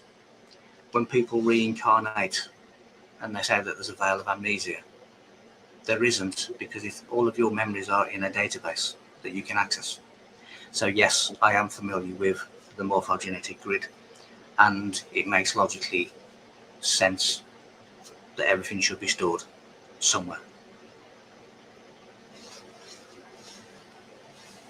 Derek would like to know, what is your opinion then on reincarnation? Reincarnation is a repeated process. So if I was in a room of scientists and I said I'm a reincarnation, which I am, I'm a reincarnation of that person there, I would say to the scientist, do you agree that some process had to occur in order for me to be standing here and for you to be sitting there? Now, we can disagree and argue about what that process is, but we would all have to agree that some process has happened in order for this to happen. And then I would say, so why couldn't that exact process have happened before? Why couldn't that exact process happen again? Because it does and it can. So reincarnation, again, you have the soul, which is a Hermetic expression. And that soul has a desire. It has a desire to evolve. And if you come here and you evolve, then often there's no need to come back. Leonardo da Vinci, for example, incarnated just once. And he incarnated just once because in that one lifetime, he remembered too much for the need to forget. So he didn't have to come back and forget and do it again because he remembered too much in that one go. And if we do that and we evolve, there's no need to reincarnate. But reincarnation, again, is an essence using a different vessel to complete what it never got to do through whatever means. So reincarnation is the same process repeated.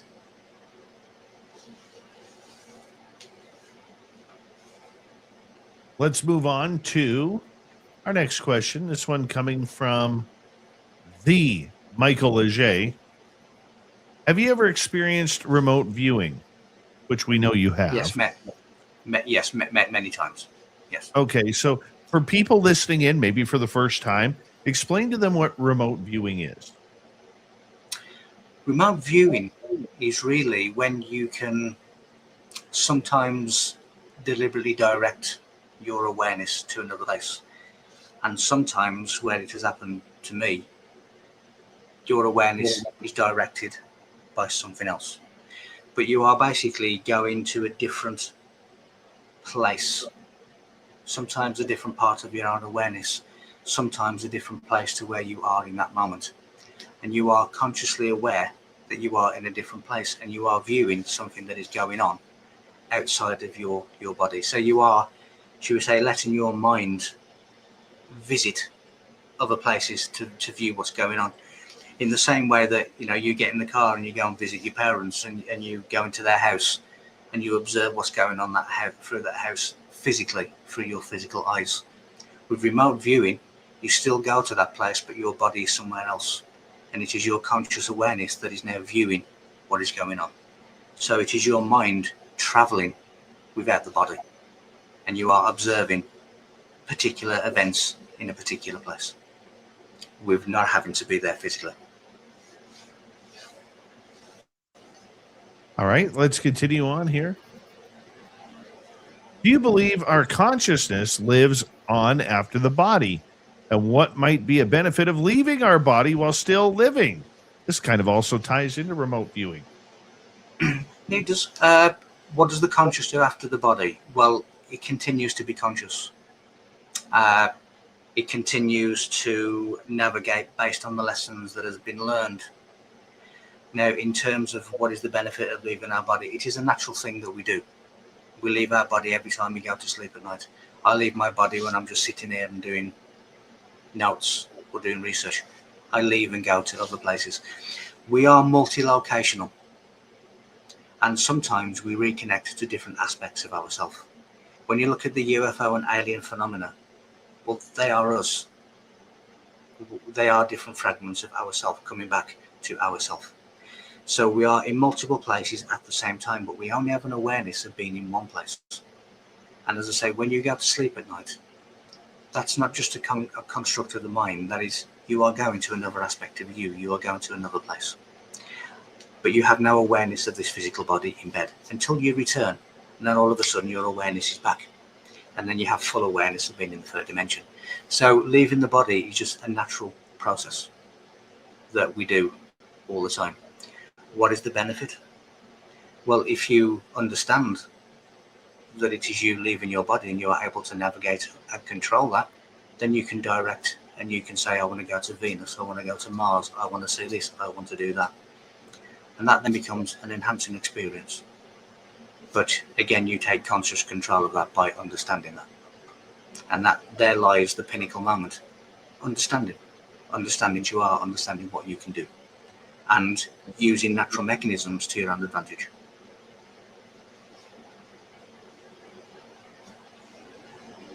Do you think that the astral realm has a place for spirits in it? Is that where they're hiding? Every realm. Well, there's multiple layers of the astral. There's multiple layers of everywhere. So yes, there are entities there. There are entities in the unseen parts of this world. There's entities all over the universe. And they say that the lower astral realm is where the negative entities are. And it is really, really close to the earth realm. But yes, they are there. They're in the multiple layers of the astral. They're in the multiple layers of a universal layered system. And wherever you go, you will find. And whatever you are tuned into, you will interact with. Okay, so I have astral travel. Many other people have astral travel. Most people probably don't even know that they've astral traveled because it's been in the middle of the night when they've been sleeping and they don't even know. So if we can travel or astral travel anywhere we want at any time, do we already have some sort of conformity without being a body or without having a body? We already know what it's like. Yes, because we are multi-locational, multi-dimensional, and multifaceted. And your body is just one aspect of a much larger thing. It's the Russian doll experience. That is, people think, that the body is all there is. The body is the last part, and everything else spans out from that. So you are in multiple places in a universal system. And your body is but one place. If you want to do, let's say, physicist as a degree, and you're looking around all of the universities that offer that course, well, you are going to go to the university that offers that course. And in the same way, you are going to the universal university that offers that course. But we are in multiple places. And when you learn to navigate and control that, you can direct yourself to those places. You can interact and experience those places.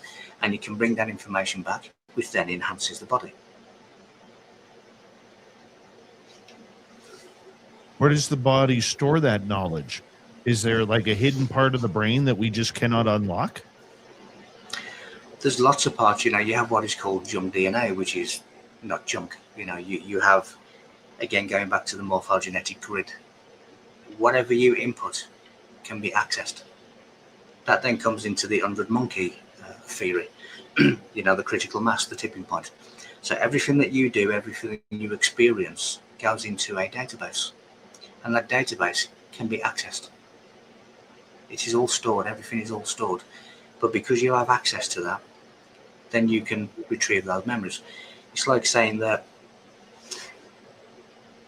the cells that you had when you were a child are not the cells of the body that you have now. So how is it that you have some kind of memory of being a child? Where is that information stored? Because it's not stored in the cells of your body, because the cells of your body no longer exist inside you. So there has to be a database in which you can access this information. And some people call that the Akashic Record, some people call it the Universal Library, some may call it the Hall of Records. But there is a database of storage that you can access all of your memories and everybody else's. All right, let's move on to another question here. Let's go to Derek, who is asking, in your opinion, then, what is dark matter? Net zero electrical flow is dark matter, because when you introduce electricity into a system, it becomes an imbalanced system. And that goes back to what I was saying about there's dark matter, which is balance, which is zero electrical flow. And then you have imbalance, which is light stroke electricity, part of the same electromagnetic spectrum. And then you have greater balance, which goes back to dark matter, now evolved. So dark matter is net zero electricity, which is pure balance. I think we might have time for one more here. Let's go to the wizard here. Wizard is asking, is consciousness stored in every cell of the body? Yes, because every cell in the body is conscious.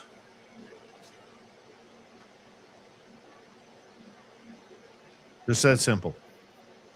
It's that simple. Every cell in the body is its own individual world.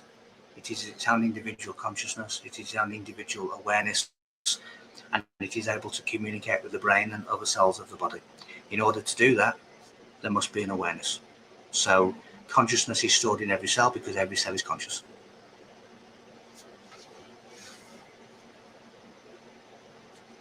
So is consciousness part of DNA?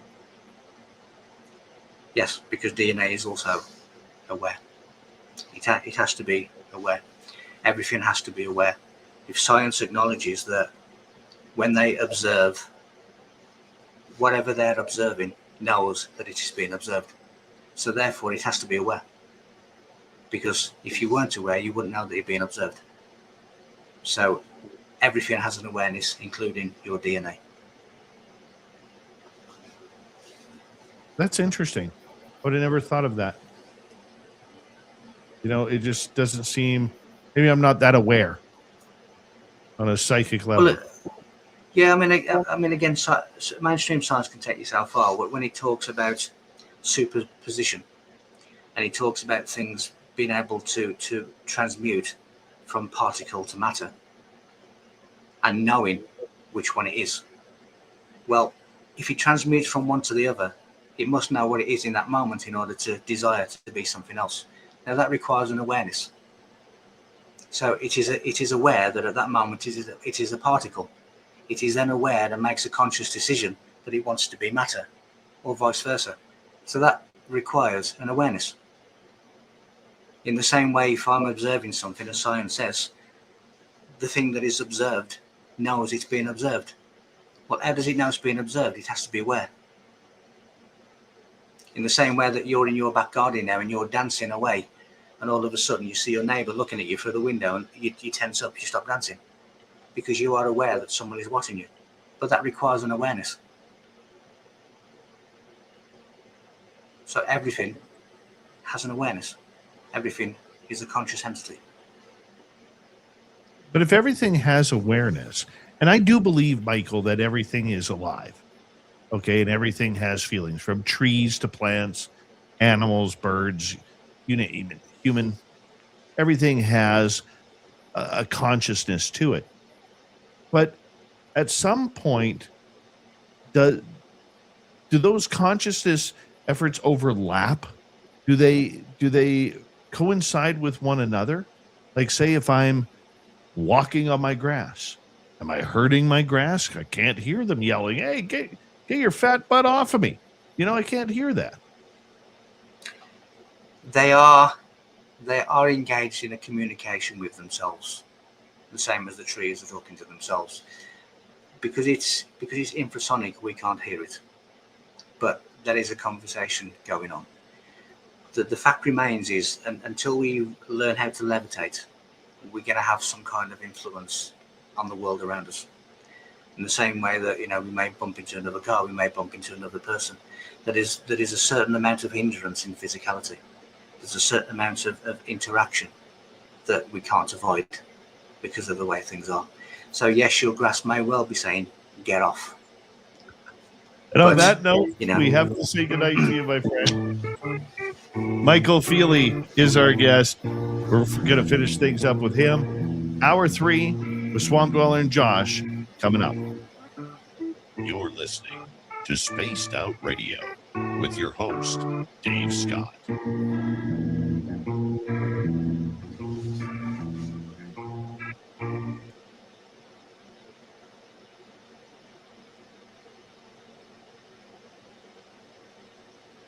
Beautiful, my man. Appreciate that. Thank you. Thank you as always. It's been a pleasure. We'll do it again. We will. You have a great night. And you too, buddy. Enjoy the rest of the show. And Thank we'll see you you so soon. much Take for your care. time, Mike. Thank you. Thank you. You take care. Bye-bye. All right. Michael Feeley, everybody. We like him around here. Let me put up my schedule, and I will be right back with the wizard.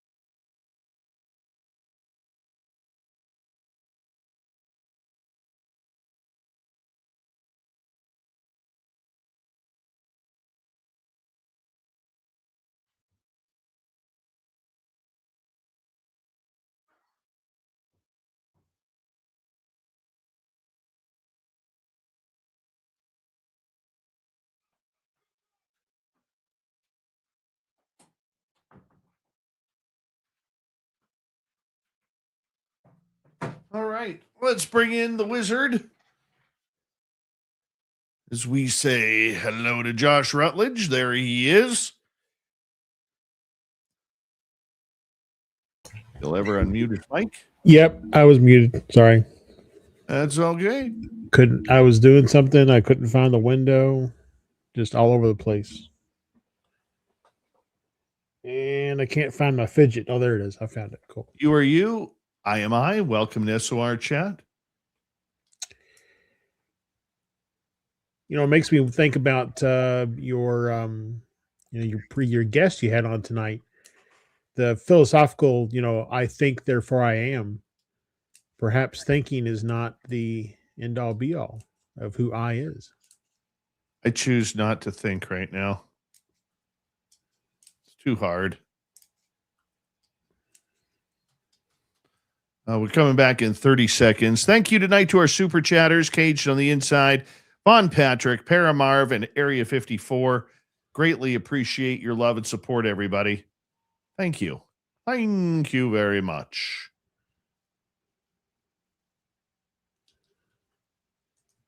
All right. We're coming back in 5 seconds. Swamp Dweller's about 4 minutes, 50 seconds, okay? It's cool. All right, here we go.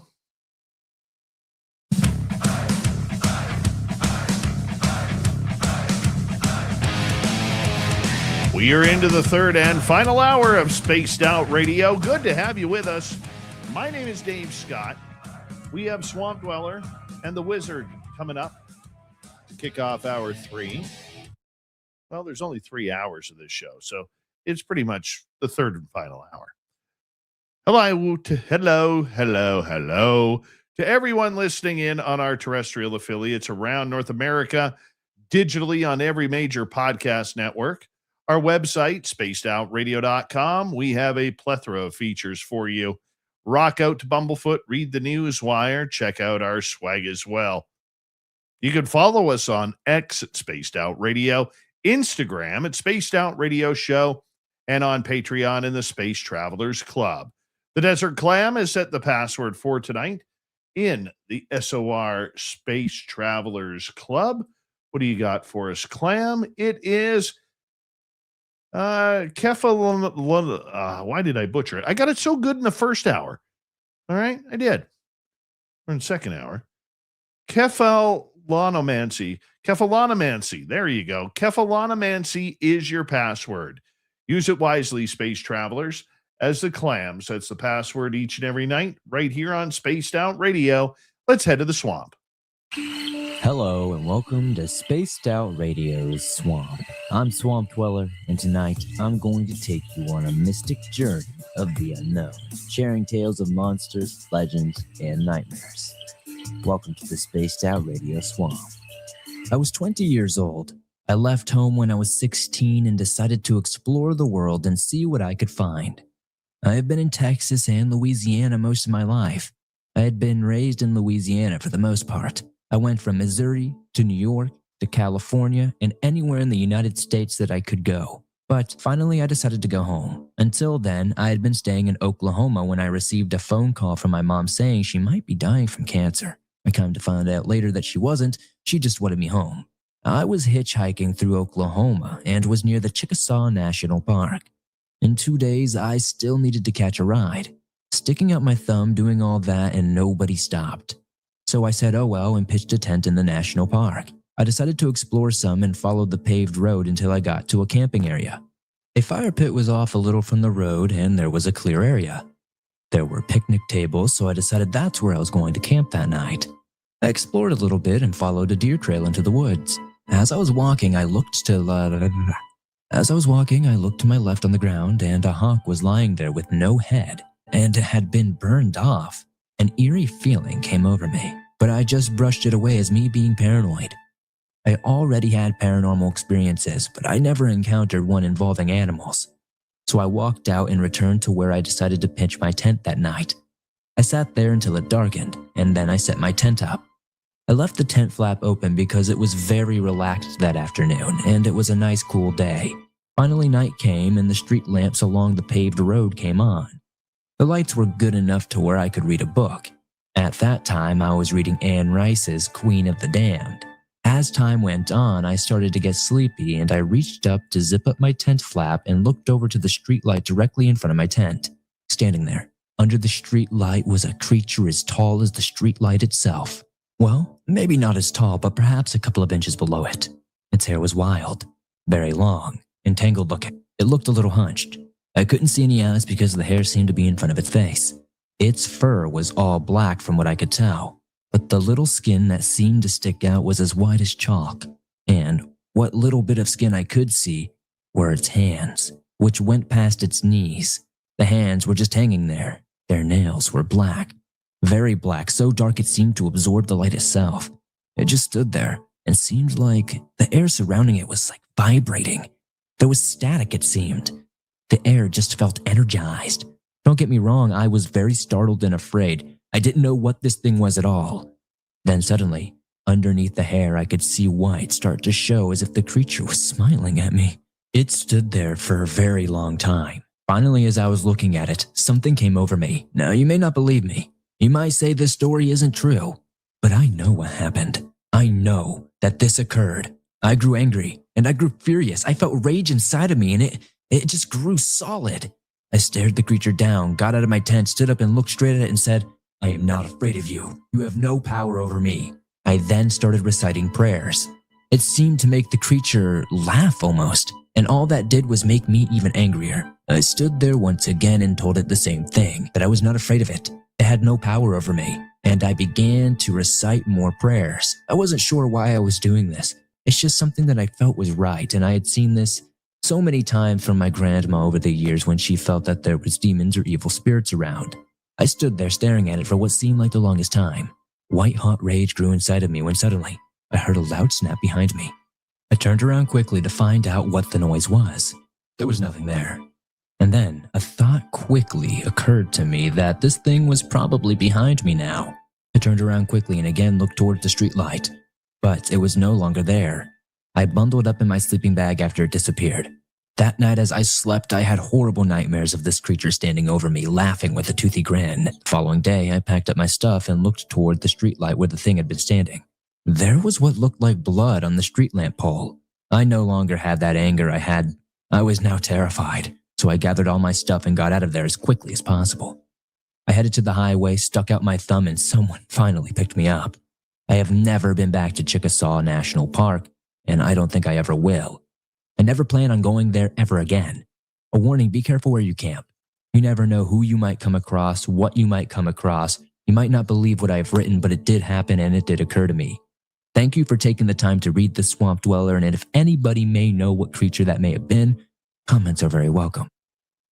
Thank you, Swampy, for another creepy story. If you want more just like that, head on over to YouTube. Type in Swamp Dweller, hit subscribe, ring that bell. Thousands of stories for you to listen to each and every day and night. From the swamp to the stars, it is time for the wizard. Here's Josh Rutledge. Space Out Radio presents a UFO report. The UFO wizard makes his presence known. Just ready to go.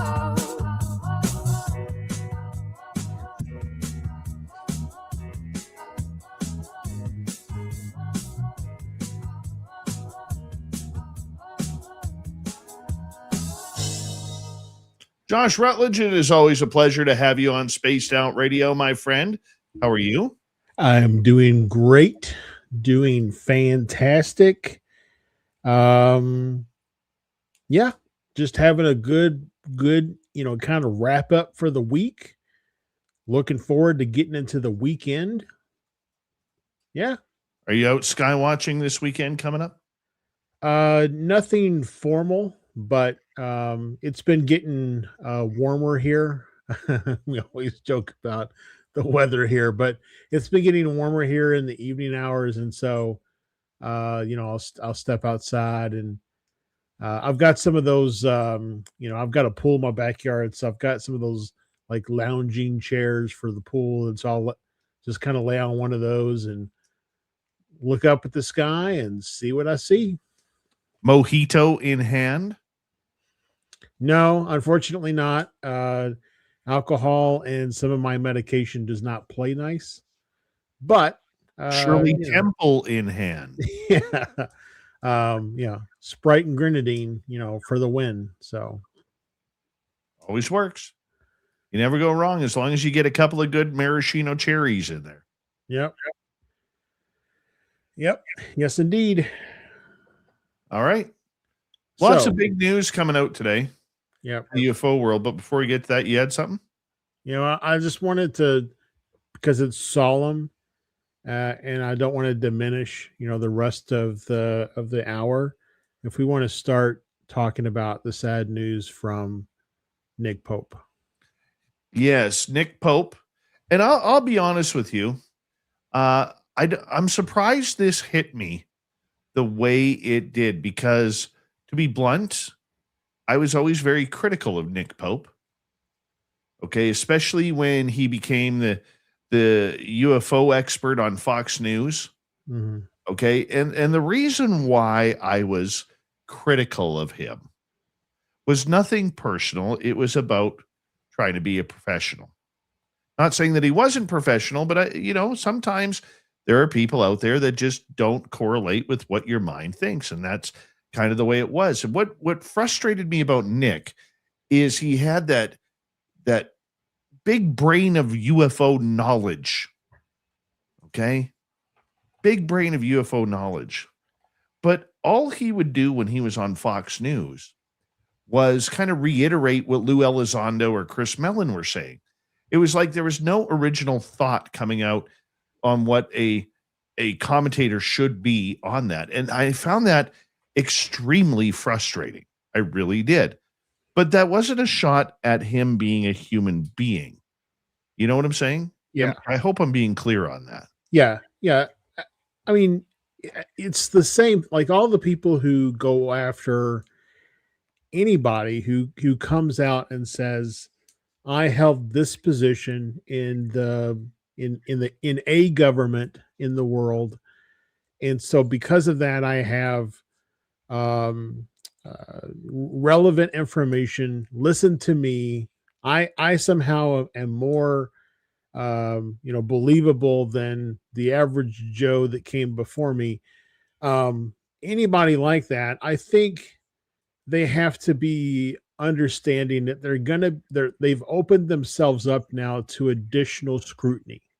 Right. The same people who, because I remember when Nick came on the scene, there was like people talking about, well, he never actually held a position in the Ministry of Defense, or he did, but he was nowhere near the UFO program. Like it was all the same stuff that people do with Elizondo and Grush and Jake Barber and everybody else who comes on the scene. Bob Lazar, everybody who comes on the scene claiming to have quote unquote inside information receives the same, kind of response, which is, I don't know if you're credible. But I agree that it's an issue that we have in that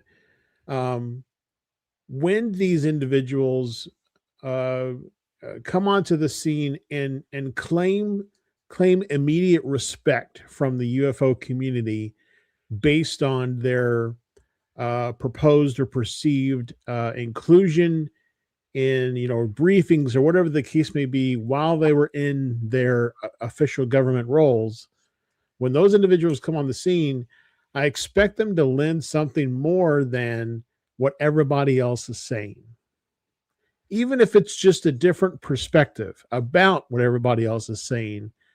It's just, I don't want you to regurgitate the, I'll use another example. Richard Doty is he's like my Newman. It really bothers me because he's given so much credibility now, but all he does is repeat the same rumors and stories and everything that people have been talking about for many, many years. So I get what you're saying, in that he was given this, he was put on a pedestal, if you will, in the UFO community and beyond. But he really didn't add, in his early stages. And I would say probably hasn't really added a lot to the conversation really since coming onto the scene. But I applaud his willingness to be in the public eye and open himself to the scrutiny that comes with doing so. I would agree with you on that. And you know, before we go any further on this, let's read this. This is from Nick Pope. He put this out on social media, and I'm going to read quite a bit of this, so just bear with me. A while ago, following some digestive issues, I was diagnosed with esophageal cancer. Unfortunately, it's stage 4 and has metastasized to my liver. While I know that it's kindness and hope that leads people to suggest healers and supposed miracle cures and to say things like, fight it, and you can beat it, I'm afraid my diagnosis and my situation leaves no doubt whatsoever I can't beat it. What an amazing adventure I have had. A 21-year career at the UK Ministry of Defense, where I got involved in subjects ranging from financial policy to counterterrorism, from military policing to UAP. And I saved 6 cows. It's a long story. The things I've done, the places I've been, the people I've met, and the secrets I've been privy to.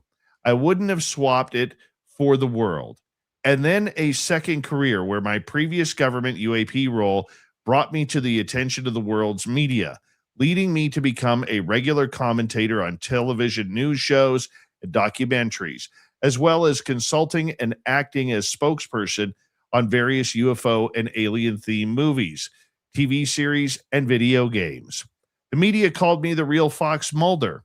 The true highlight, of course, is life with my wonderful, beautiful, and incredibly smart wife, Elizabeth. She's a real-life Agent Scully, a scientist, a skeptic, and a redhead. We met randomly in the lobby of a bar of the Fairmont Hotel in downtown San Jose. She was an anthropology professor at San Jose State University in October 2010 and got married 3 months later. We applied successfully for my green card, and she had me shipped over, and I imported to the United States, where a new adventure began. As Elizabeth and I enjoyed wildlife watching at our wonderful home in Tucson, desert hikes, film noir, true crime, country music, Sunday lunches with my in-laws, and much more besides. Recently, we had an amazing one-year adventure in New York City, living 5 minutes from Times Square and having a wonderful view of the Empire State Building from our apartment window. We proofread each other's books and articles. I love commas, hyphens, and exclamation points way more than Elizabeth, and managed to win at least a few of those battles. And I'm supporting her in her ongoing fight for free speech, academic freedom, and keeping political correctness, superstition, and identity politics out of science and academia. The White House press secretary tweeted one of her recent newspaper articles, which shows the huge impact she is having. I kept working for as long as I could, right up until my last week, with my various film, TV interviews, conference appearances, and live events, including my position as a moderator on Ancient Aliens Live, where I think I did 94 shows. Sadly, the time has come where I've had to step away from this work.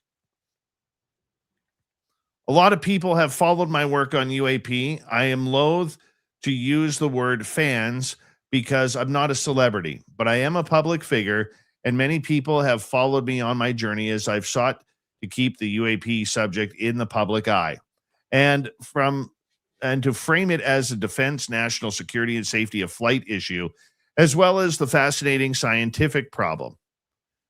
Some of this work has been public knowledge, but some such work of necessity has been done behind the scenes. I hope I have helped move the needle forward, but most people, of course, know me through my media interviews and live events. To everyone who has followed me on my journey, thank you, and good luck with your own journeys. I wish you the success and happiness. It's been an amazing it's all been amazing, and I'm grateful for the things I've done, not mournful for the things that I won't get to do. Per aspera ad astra, Nick Pope. So God bless him. You know, I never got to interview him. And like I said, I wasn't the biggest fan of his work. And it had nothing to do with his work. It was for a guy in that position, it was his commentary that to me lacked the mustard that we needed to put on the UFO sandwich. But as a human being, from everybody I have talked to, he is a wonderful man. He is a good man. He's an honest man. And he is somebody who, is a legend in our field. There are very few, but I would put him in that legend category. Josh, your thoughts? Yeah, I had the pleasure of meeting him 2 years ago. He came to speak here in Phoenix at the Phoenix MUFON event. I mean, we went to lunch afterwards. He's a pretty, he's a regular guy, and that's, I don't really, he may not consider himself a celebrity. I think probably some in our community probably would. But the one thing I try not to hold is any additional space for people because of their media stature, right? At the end of the day, Dave, you're just a guy. I'm just a guy. William Shatner is just a guy. Jonathan Frakes is just a guy. I mean, so on and so forth. So, but some of those people don't embody that mentality. I thought Nick Pope did. He didn't come across as thinking he was more than what he was. So yeah, solid guy. I don't want to discount him and count him out. I know he's, his statement was basically that, it's grim and we're counting the hours, but I also know people who have successfully held off the cancer march for long after their doctors have given them a prognosis that was not very good. So I hope that Nick, although he may not renew his interest or involvement in the UFO topic, I hope that he has many more years to be with us, in his just being living life and enjoying his time with his wife. Absolutely. And I hope, without sounding selfish, I hope that he has a contingency plan to let us know some of the knowledge that he may take with him. I think it would be, and it's his call. He's the one who signed the NDAs. He's the one who, was patriotic enough for the United Kingdom to do what he has to do. Okay. But I hope that he gets the ball rolling on some catastrophic disclosure. Some deathbed confessions is what you're asking for. Well, I don't want to, I think that's so horrific of a statement, and because, I mean, we could have him another 3 weeks. We could have another 3 Right. years. Yeah. Right. So I don't want to imply that, he's on his deathbed. But I do think what you're saying is like, he's admitted that for him, his future is perhaps bleak. And it would be great if there are things that he has not shared with the public that could significantly push the quote unquote disclosure conversation forward. If he felt so inclined, yes, they could prosecute him and put him in jail, but that would be for, maybe a short period of time. And so would he be willing to go through that ordeal towards the end of his life? I don't know. It'd be hard for me if I knew that I was going out. I don't know that I would want to spend my going out time in jail. So that's a hard, it's a hard decision to make. Well, all depends on how much he knows. True. But True. You know what? From Spaced Out Radio fans and listeners, and our team here, we wish him Godspeed and continued prosperous life for the time he has left. Coming up next, the UFO Report again with Josh. This is Spaced Out Radio and your host, Dave Scott.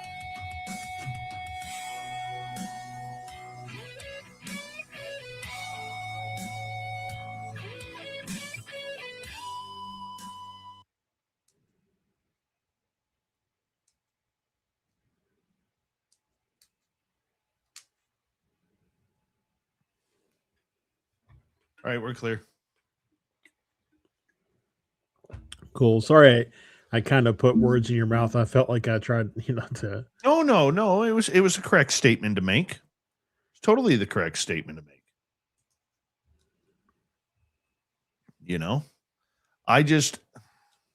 I feel bad. I just wish he could have given us more. Yeah. Okay. I really do. I mean, I listened to all of those interviews that he did where they would bring him in as the UFO expert on Fox News or other channels, and he would not say anything. Like, when maybe it's because I'm a sports guy, your color commentator or your number one UFO reporter, your columnist, whatever, needs to bring information. And the only thing that he would do is bring whatever Elizondo said. He'd just regurgitate Elizondo. He would regurgitate David Grush. He would regurgitate Chris Mellon. Yeah. And he would never come back in and say what his opinion is. You know what I'm saying, Lau? I realized he was kind of pushed into that role, and maybe nobody really taught him what to do. Of course, I can look at that from a journalistic point of view, right? But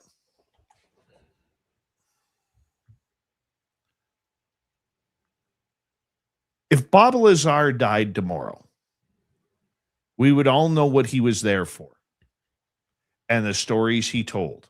Yep. Okay. With Nick Pope, God bless him, I don't wish any ill on him.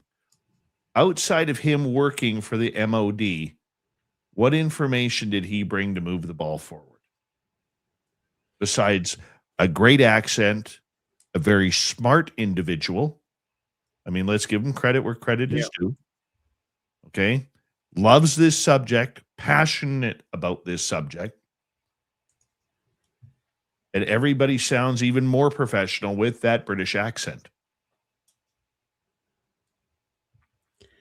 Yeah, there's a thing that says that if you're trying to sell something, have somebody with an English accent read the ad, read the copy, and people are more likely to buy it. So, it's not surprising. I don't know what it is about it, but yeah.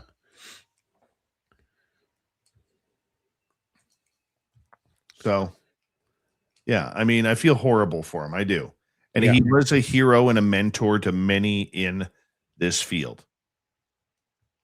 I just wish we could have got more from a guy in that position. Yeah. And,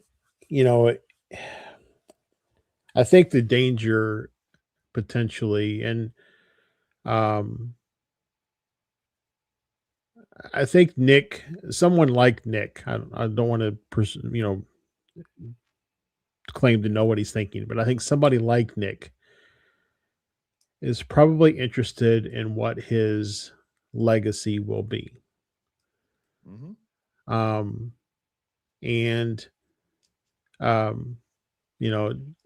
you want that legacy to be that, you said all the words, but you didn't really say any additional words that anybody else had already said? Or do you want it to be that,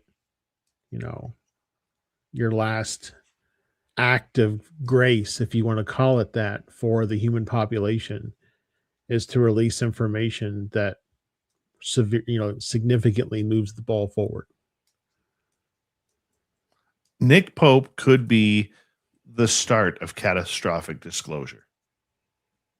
He could.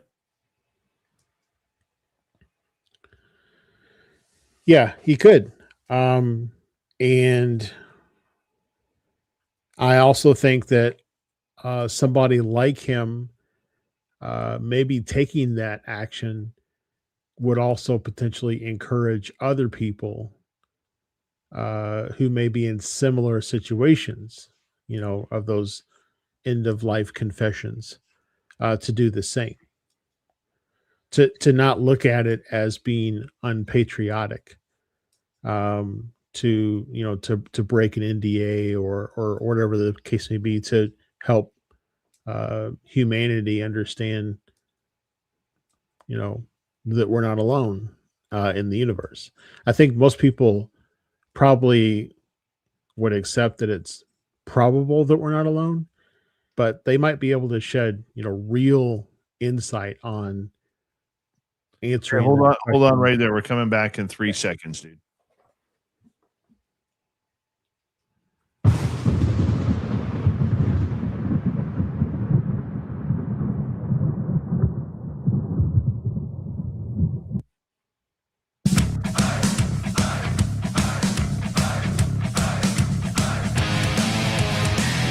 We are into the final half hour of Spaced Out Radio. Let's bring in Josh Rutledge and the UFO Report, The Wizard. I want to ask you, Mark Christopher Lee, the UK documentarian, claimed that July 8th was supposed to be the disclosure date, that Trump was going to give a speech about UFOs. He seems pretty adamant about it. But now we're hearing a May 1st date going around. Have you heard this? I have not. Oh, but it's ridiculous. I also think it's all just, I don't know. Bunch of gerrymandering. I just really doubt. We've talked about it. It seems like ad nauseum, but Trump is not an individual who would sit on news like this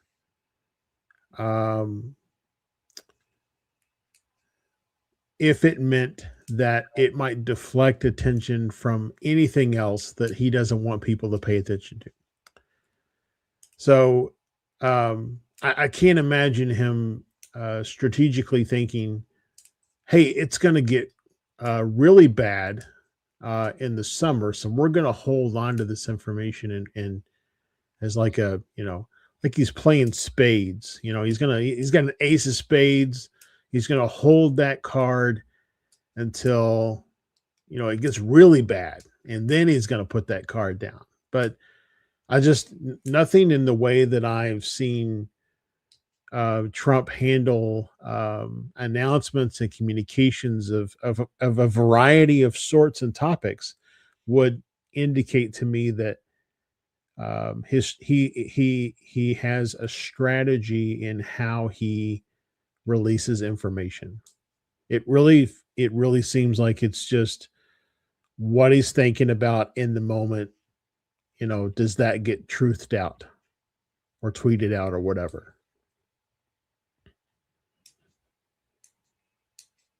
I don't know what's going to happen there. I really don't. I know what I want to happen, which is him coming down and saying something. President of the United States, that is. Mm-hmm. I don't know if it's going to be May 1st. I don't know if it's going to be July 8th. I don't know if it'll ever happen. I'm leaning towards the latter.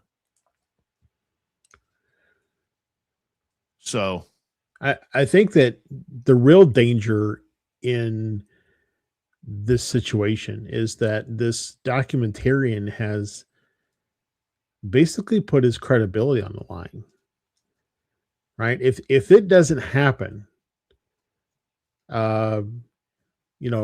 if 6 months go by and no statement, July 8th comes and goes, no statement, excuse me, we get into 2027, still no statement. If this guy then says,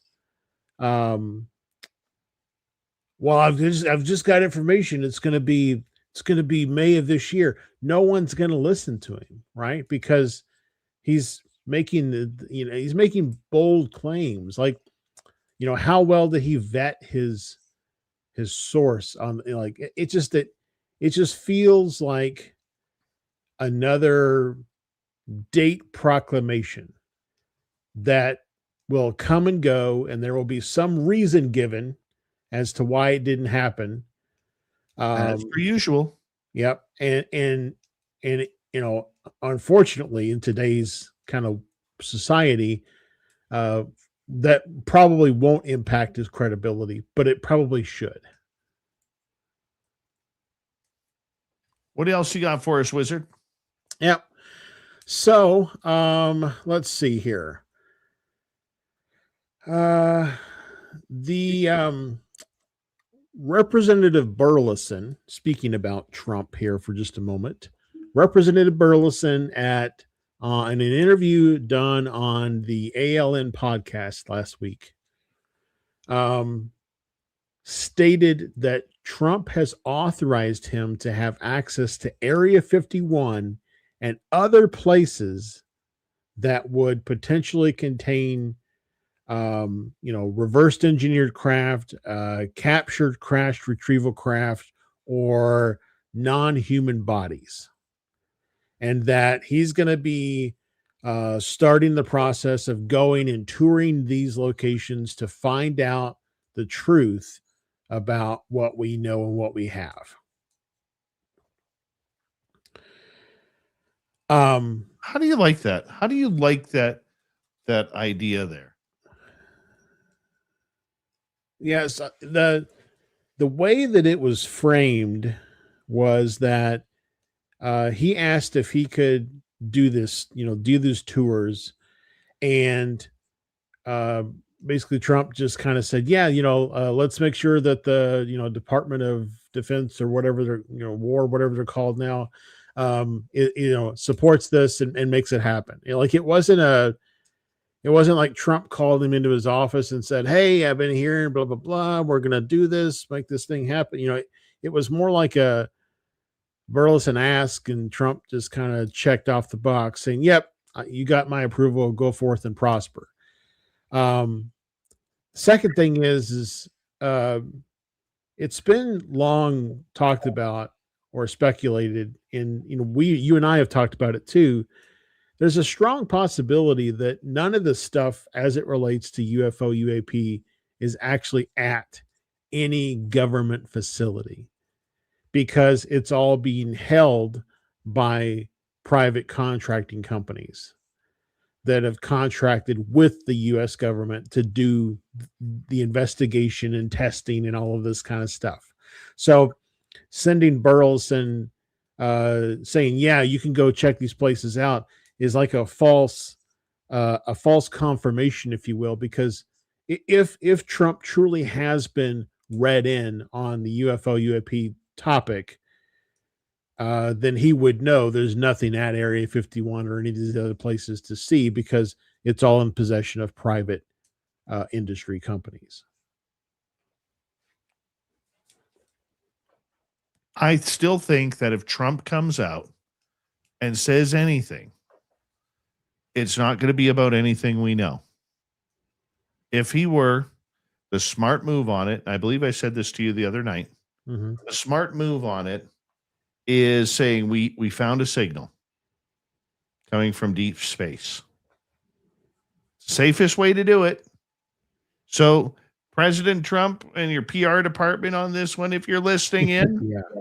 okay, if you want to get the UFO story out, you found a signal, or you figured out the wow signal. It's your safest bets to get out of this scot-free. You don't have to mention Roswell. You don't have to mention Eisenhower or Reagan or Jimmy Carter or any secrets the military is flying. You can play your little UAP game with things that are not UFOs. Okay, you can do it all. And it'll look pretty. It'll look gorgeous. But your safest bet out of this conversation is we found a signal. It's about 227 million light years away, but our satellites picked up a signal. And it sounded like, I don't know, pick your singer. Yeah, they're playing Elvis back to us. Elvis lives elsewhere. Yeah. Yeah, I would agree. Although then that would that potentially would feed into the false flag narrative. Which, Greer and several others are all about.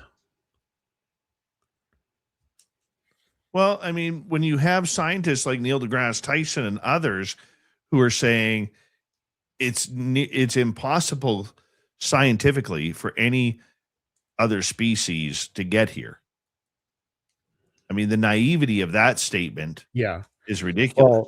Well, that assumes our understanding of physics is the end all be all of physics. I mean, there's already been conversations talking about the bulk, the space between spaces. It's a very basic statement. But like you even in the movie Interstellar, they travel through the bulk to get, through the wormhole. They go through the bulk. They talk about that. So the bulk is already something that's talked about in quantum mechanics. So we already know scientifically that there are other ways to travel that are not breaking the speed of light, and also not taking a lot of time or perceived time for the individual who is both making the trip and those still on Earth that are waiting for their return. So it's just a very, I don't know. I feel like we've talked about this before too. Given President Trump's kind of I don't know, ping pong type approach to communication, it's very likely too that most people would not accept what he is saying as the truth. Or even half. Well, we'll say not maybe not most. Let's say half. Half the people would not accept it as being the truth. So, would it really push the topic of disclosure if he were to make a statement? I think the only way that it would come out where we get to some of this juice of this subject, because I like the juice of it all, would be at the end of his term, because he can't come back. He's one and done, or he's done with his 2 terms. Yeah. And right at the end, he could come out and say Roswell was real. Yep. I mean, I don't know. Maybe it'll happen. But I'm also not holding my breath. Me either, my friend. We got about 9 minutes to go. The UFO report with the wizard, Josh Rutledge, hanging on out with us. What else you got for us, Josh? So also on YouTube, as part of his podcast, Russ Coulthart hinted at a new whistleblower who may be coming forward, who is a lieutenant colonel that was stationed at Edwards and Nellis, that is willing to go on the record and talk about ARVs, alien reproduction vehicles. Greer, in another in a different statement, Greer also talked about a lieutenant colonel, but Greer does not want him to go into a skiff with Congress. He wants him to just be read in and testify into the public record about what he knows. Greer's whole position is that if these programs are illegal, then the individuals that were involved with them can testify openly and not face repercussions, because you can't use the law to protect yourself against doing illegal things.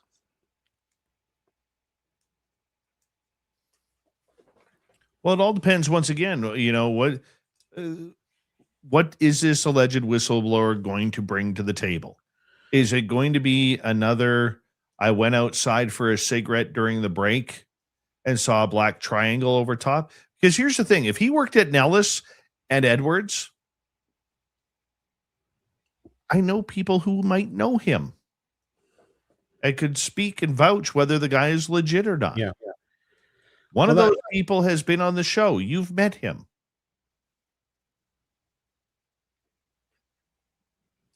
So we look at that, and it's going to be curious to see, because if you're bringing out somebody from Nellis or Edwards, it probably means that they also had ties to Area 51. Yeah. Maybe just not talking about it. Right. And if you're in that triangle of military bases in that Nevada, California corridor. The one thing that I've learned is it's like a cycle of everybody knows everybody who worked there. Yep. They all hang out at the same bars. They all hang out at the same, restaurants or pubs. They all hang out there and they all talk and they all swap stories. That's this guy better be pretty legit to be coming from that area of all areas of Nellis and Edwards Air Force Base. Your thoughts? Yeah, I would agree. I would also think that this would be a pretty easy thing to vet, because that's the one thing that's the one issue that I have with Russ Coulthard is when he has people on his show as a journalist for News Nation, he goes through all of the checks and balances to make sure that the person that he's interviewing is vetted. But when he seems like when he has them on for his podcast, he doesn't do any of that. I don't know how you would call yourself a journalist and not vet every guest to some extent. And you just say, I'm only a journalist when I do stories for News Nation. It's just so I would hope that if this person comes forward and is willing to go on the public record, that he is vetted so that after his statement is given, somebody's not like, oh, well, I was at Edwards during his time, and I don't remember ever talking to this guy. I don't remember ever hearing his name, and then that brings into question all of his testimony. I just would hope that whoever it might be, Coulthard, Jeremy, George Knapp and Jeremy, I'm totally blanking on Jeremy's last name. Corbell, thank you. Like whoever it is that happens to be the ones to help break this story, that they will do all the necessary vetting to make sure that this person is legitimate. And then, like you say, what is the level of their testimony? Is it that they witnessed something, or that they were, eyeball deep in the management of these things?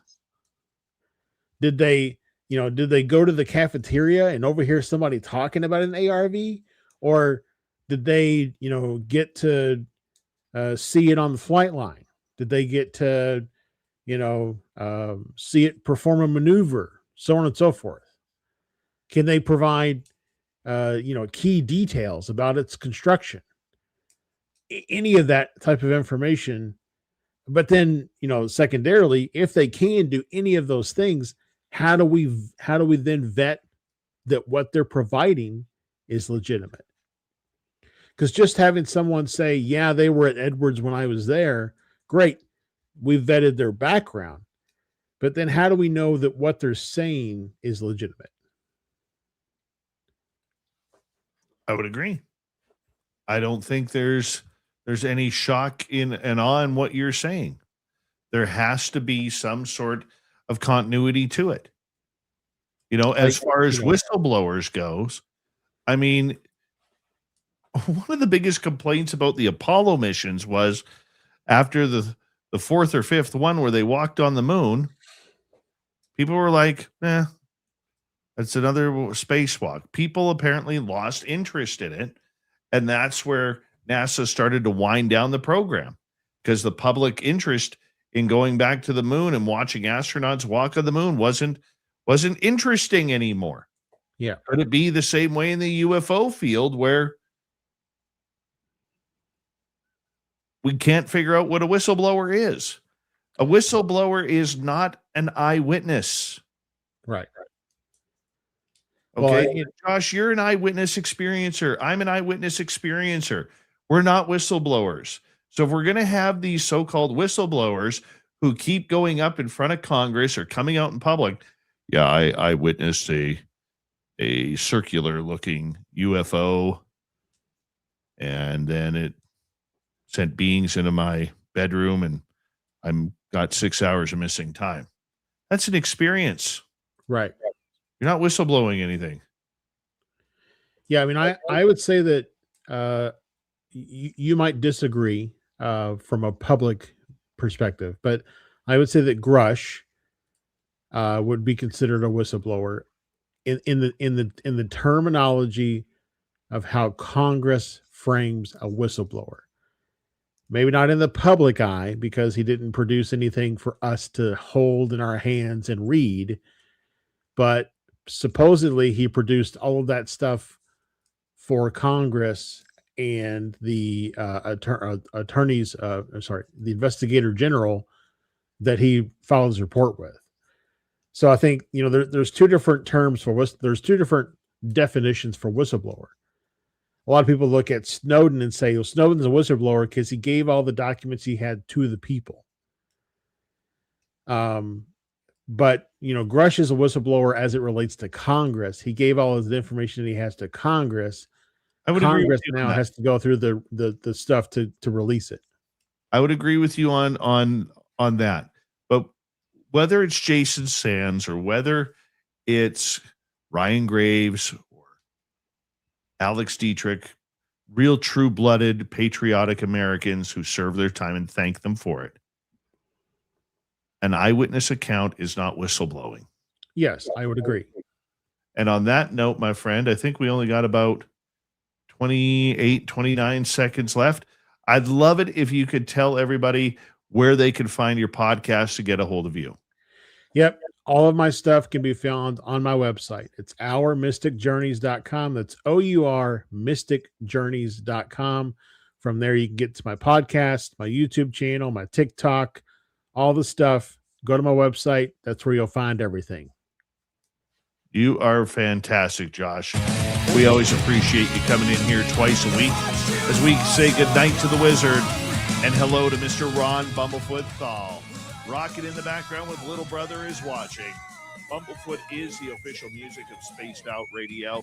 Rocking us in and out of every single show. Get your horns up for the guitar, God himself. Special thanks to everybody listening in at work, at home, in your cars, wherever you may be. Thank you to everyone in our chat rooms tonight. YouTube, Twitch, LGAP, Facebook, Spreaker, LinkedIn, the Space Travelers Club, and on X with hashtag Spaced Out Radio. Remember, this show is copyright by Spaced Out Radio and Bigfoot Broadcasting Limited. Thank you so much for choosing to share your evening with us, because together, my friend, we're watching. We own the night. Mr. Bumblefoot, we need a favor. We need you to take us home.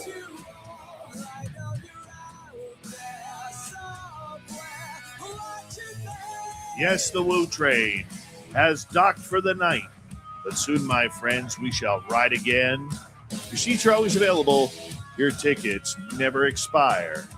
And if you want to bring a friend, we've got room for them too. Good night, everybody.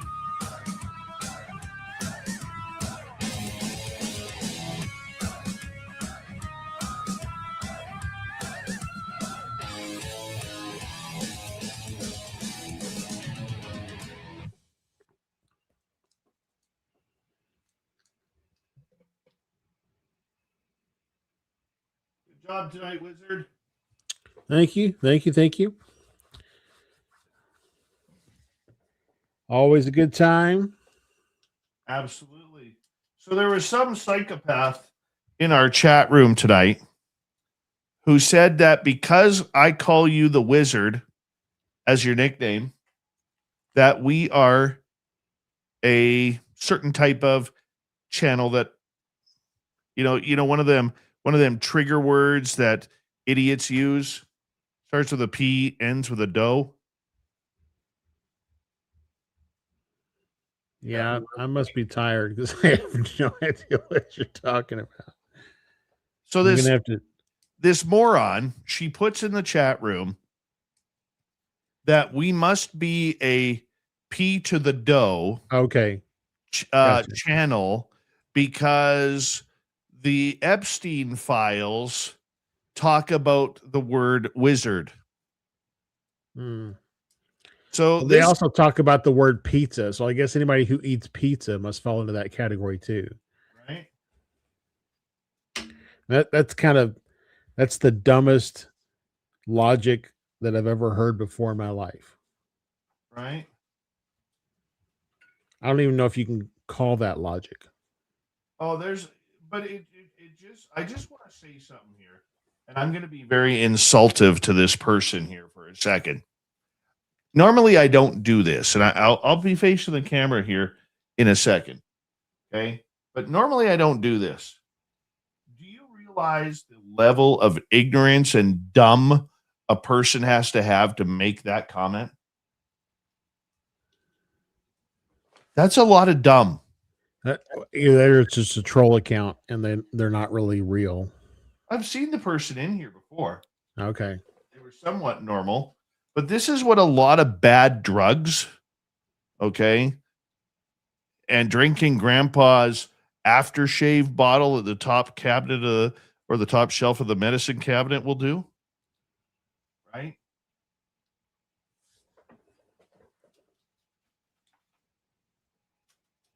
So that person is now banned. I don't like dumb people. I don't like dumb. Don't be dumb. Don't be dumb, people. Absolutely. You like Ice Cube said, you got to check yourself before you wreck yourself. I think that was Ice Cube. Somebody in chat will correct me if I'm wrong. There is a sect of humanity on both the left and right who think or who have zero knowledge of what the P word is. Okay. And to me, that's just a vile, disgusting Yeah. term. Yeah. Okay. I know what you're saying now. I've got it. Yeah. All right. They throw that word around like candy. People throw the word Nazi around like candy. Fascist around like candy. People from Gen X up, and I know the majority of you know this because you're really smart and intelligent in our chat room, but there are a lot of dumb fucks out there. Okay. From Gen X up, we have zero clue what a Nazi is or a fascist is. And unless you are one of the morons who doesn't go back and look at the footage of World War I or World War II or actually read the books, because there was a time when we read books, you would never call somebody who's on your political opposite one of those words. Okay? You wouldn't. But you throw it around like it's candy. It's the same thing. Look, we're all disgusted by the Epstein files. And I am so against Pam Bondi when she's sitting there saying, well, this would literally break down the country. Bring the fucker down. Pardon my language. Bring it down. Because if you have that many piss tanks and perverts running the country and running these multi-billion-dollar businesses, they need to go. Yep. They need to go away. They need to pay the price. And I don't care what side of the aisle they're on. If they did this shit, they need to go away for a long time. But the problem is these deadheads, like this Helena girl in the chat room, when you are trying so hard to be conspiratorial that you take a brilliant name, that's why we call Josh the Wizard, because he's brilliant at the UFO story. Okay, brilliant. When you go and try and equate that and our channel to some obscure code word with the Epstein files and you link the two, you need some mental help. Okay? Maybe you're lacking sleep. Okay? Maybe you have mental issues. Maybe you've read too many conspiracy 4chan stories or David Icke stories. Maybe you watch a little bit too much Alex Jones. Get some help. Learn to think. The one thing I love about our audience, Josh, is our audience is filled with critical thinkers. Yep. We have one of the most critically thinking audiences here. We may not have the biggest audience, but you know what? We don't have a lot of idiots in our audience. And I wanted to use, if we were off the air, there's other words that I would use to describe them. Okay.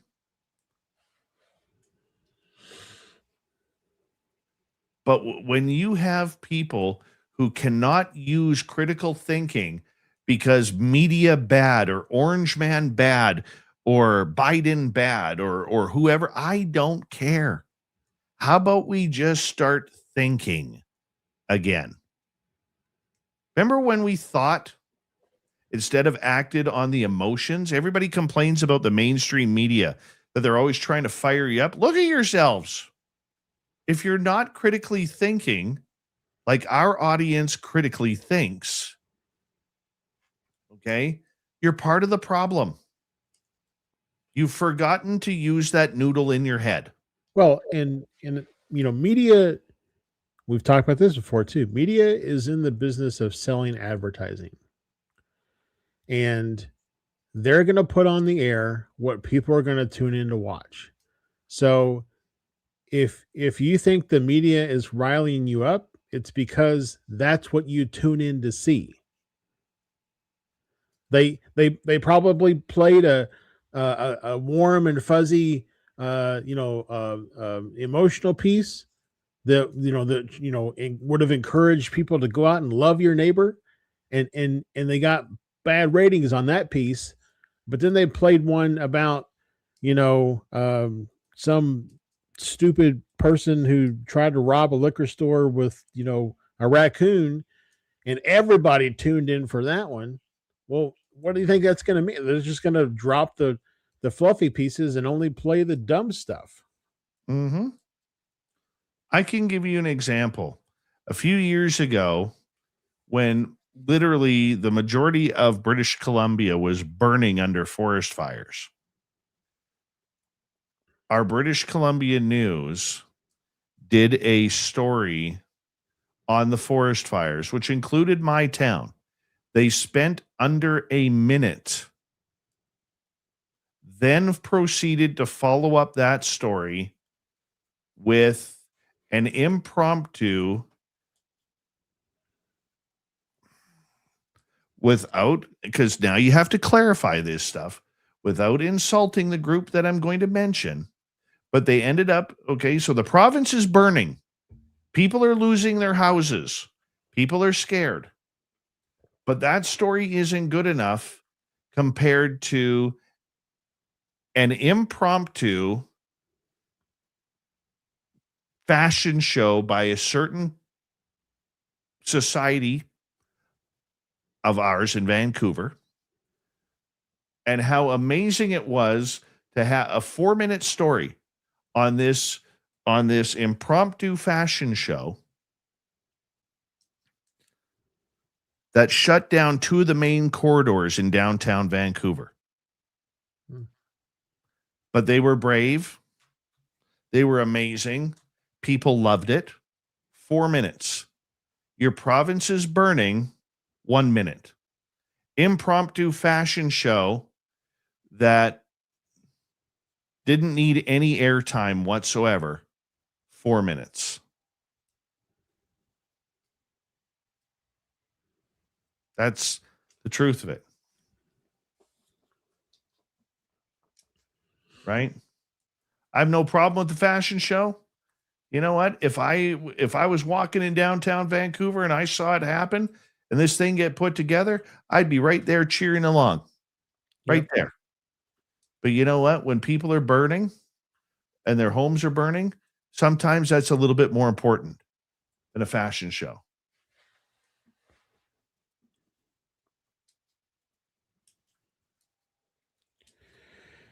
Well, Dave, I appreciate you jumping to defend me and your channel. I mean, obviously your channel, you're going to defend that, but I appreciate you jumping to defend me in the comments. Because I saw your comment, but I was like, well, I don't know what that pertains to. So, but I thought it had something to do with Nick Pope because we were still talking about the Nick Pope situation at that time. So, but thank you for defending my honor.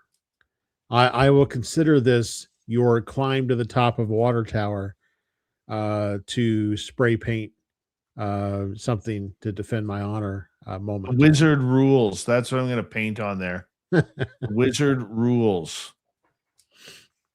So now, buddy, you know what? You're family, and I will always defend family. I appreciate that. You know, and if people want to be idiots, I almost said my favorite word. Once again, that would probably get me kicked off of YouTube. Okay. But if people want to be that way, then they don't need to be here. Yeah. Go do it on some low level channel. There's hundreds or thousands for you to choose from. Right? Yep. So if you're wondering what happened, there was an idiot lady who came into our chat room about an hour ago, something like that. Okay. And ended up basically saying that this channel supports P to the dough information because I called Josh the wizard and the Epstein files mention wizard as a code name. So somehow in their very extremely confused mind, they put 2 plus 17 together to get 4. Yeah. So I don't do dumb around here. I don't do hit and runs. So this person went bye-bye. You don't get to do that to my... I'll take a lot of stuff because I am in the public eye. I will take a lot of stuff, but there are certain times you just have to hit back, and this is one of them. And when somebody says something really fucked up like that, it needs to be hit back.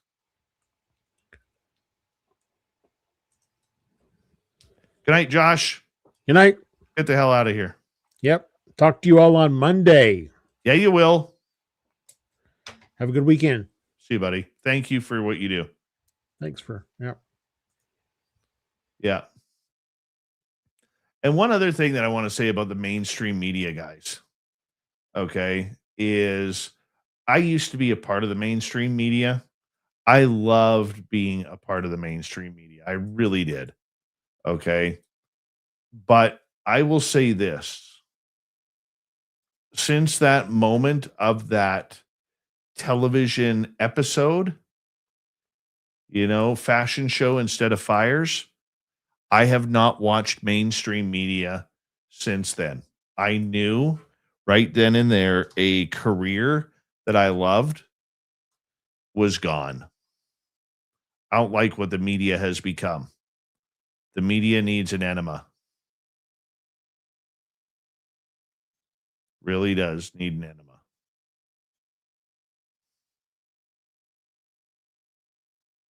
And this is why I love our audience here, especially on our YouTube family.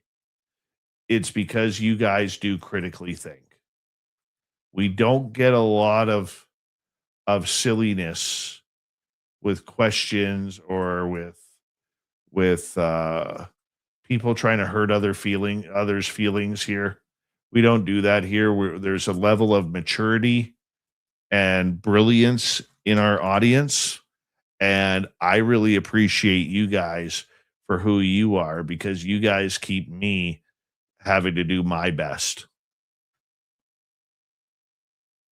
So I just really appreciate you guys. I want you to know that. And, the comment really, I'm not going to stew on it. or anything like that. I look at the source of what kind of moron would have to say that kind of comment. And I just look at it and say, that's not worth it. That's not worth it. Right?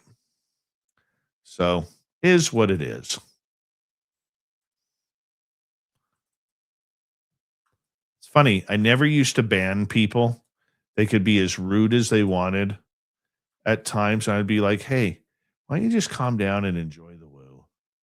Just calm down and enjoy the woo.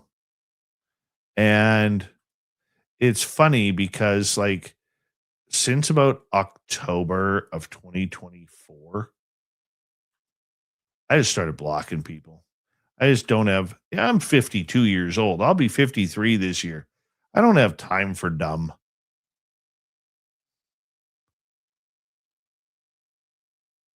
Grandizer, and I apologize. I mean, it's not going to be perfect.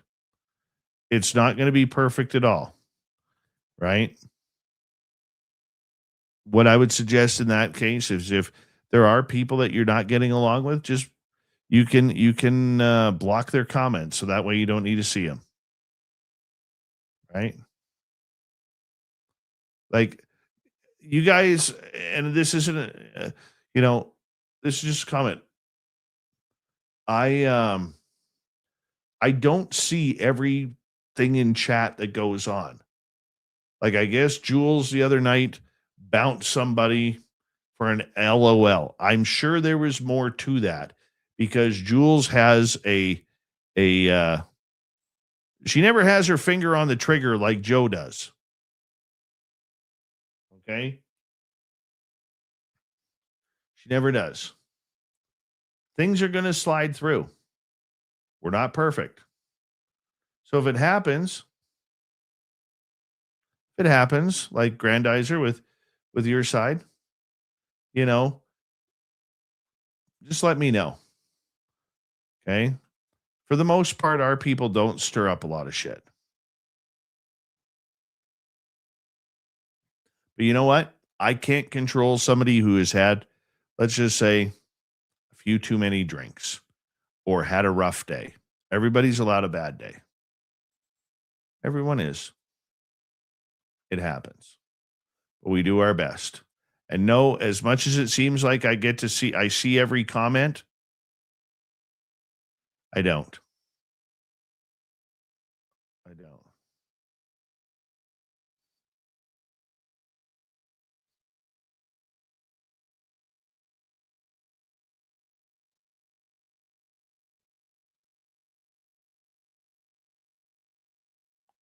I would like to, but I don't.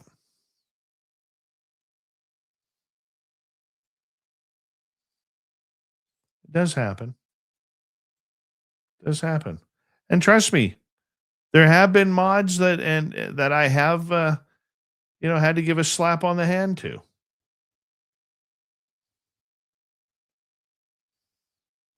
So, anyways, tomorrow night on the show, Kevin Estrella will be here. Can music create ET contact? We'll find out from an experiencer, Kevin Estrella, tomorrow night. Whoopoo. Does Epstein end up being alive? If those photos of that dude are real, with the beard and the hair and the sunglasses on, that were taken allegedly in Israel, if those are real, holy cow. Holy cow. That'll be crazy. Or as Derek says, cray cray. He's a cray cray kind of guy.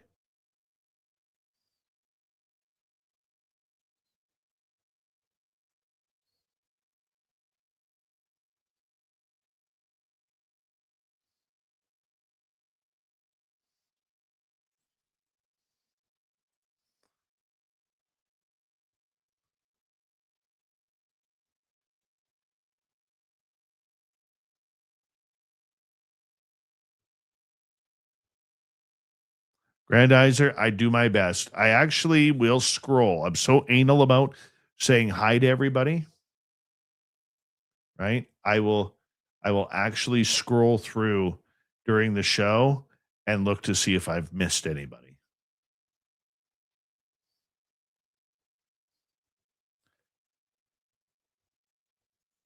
All right, everybody, I'm going home. Well, I am home. Thank you to Josh Knight, JSCO, Benno, Area 54, Paramar, Von Patrick, and Caged on the Inside. Do me a favor, everybody. Leave a comment after the show. Let me know what you think. All right? And if you don't mind, give us a thumbs up if you haven't already.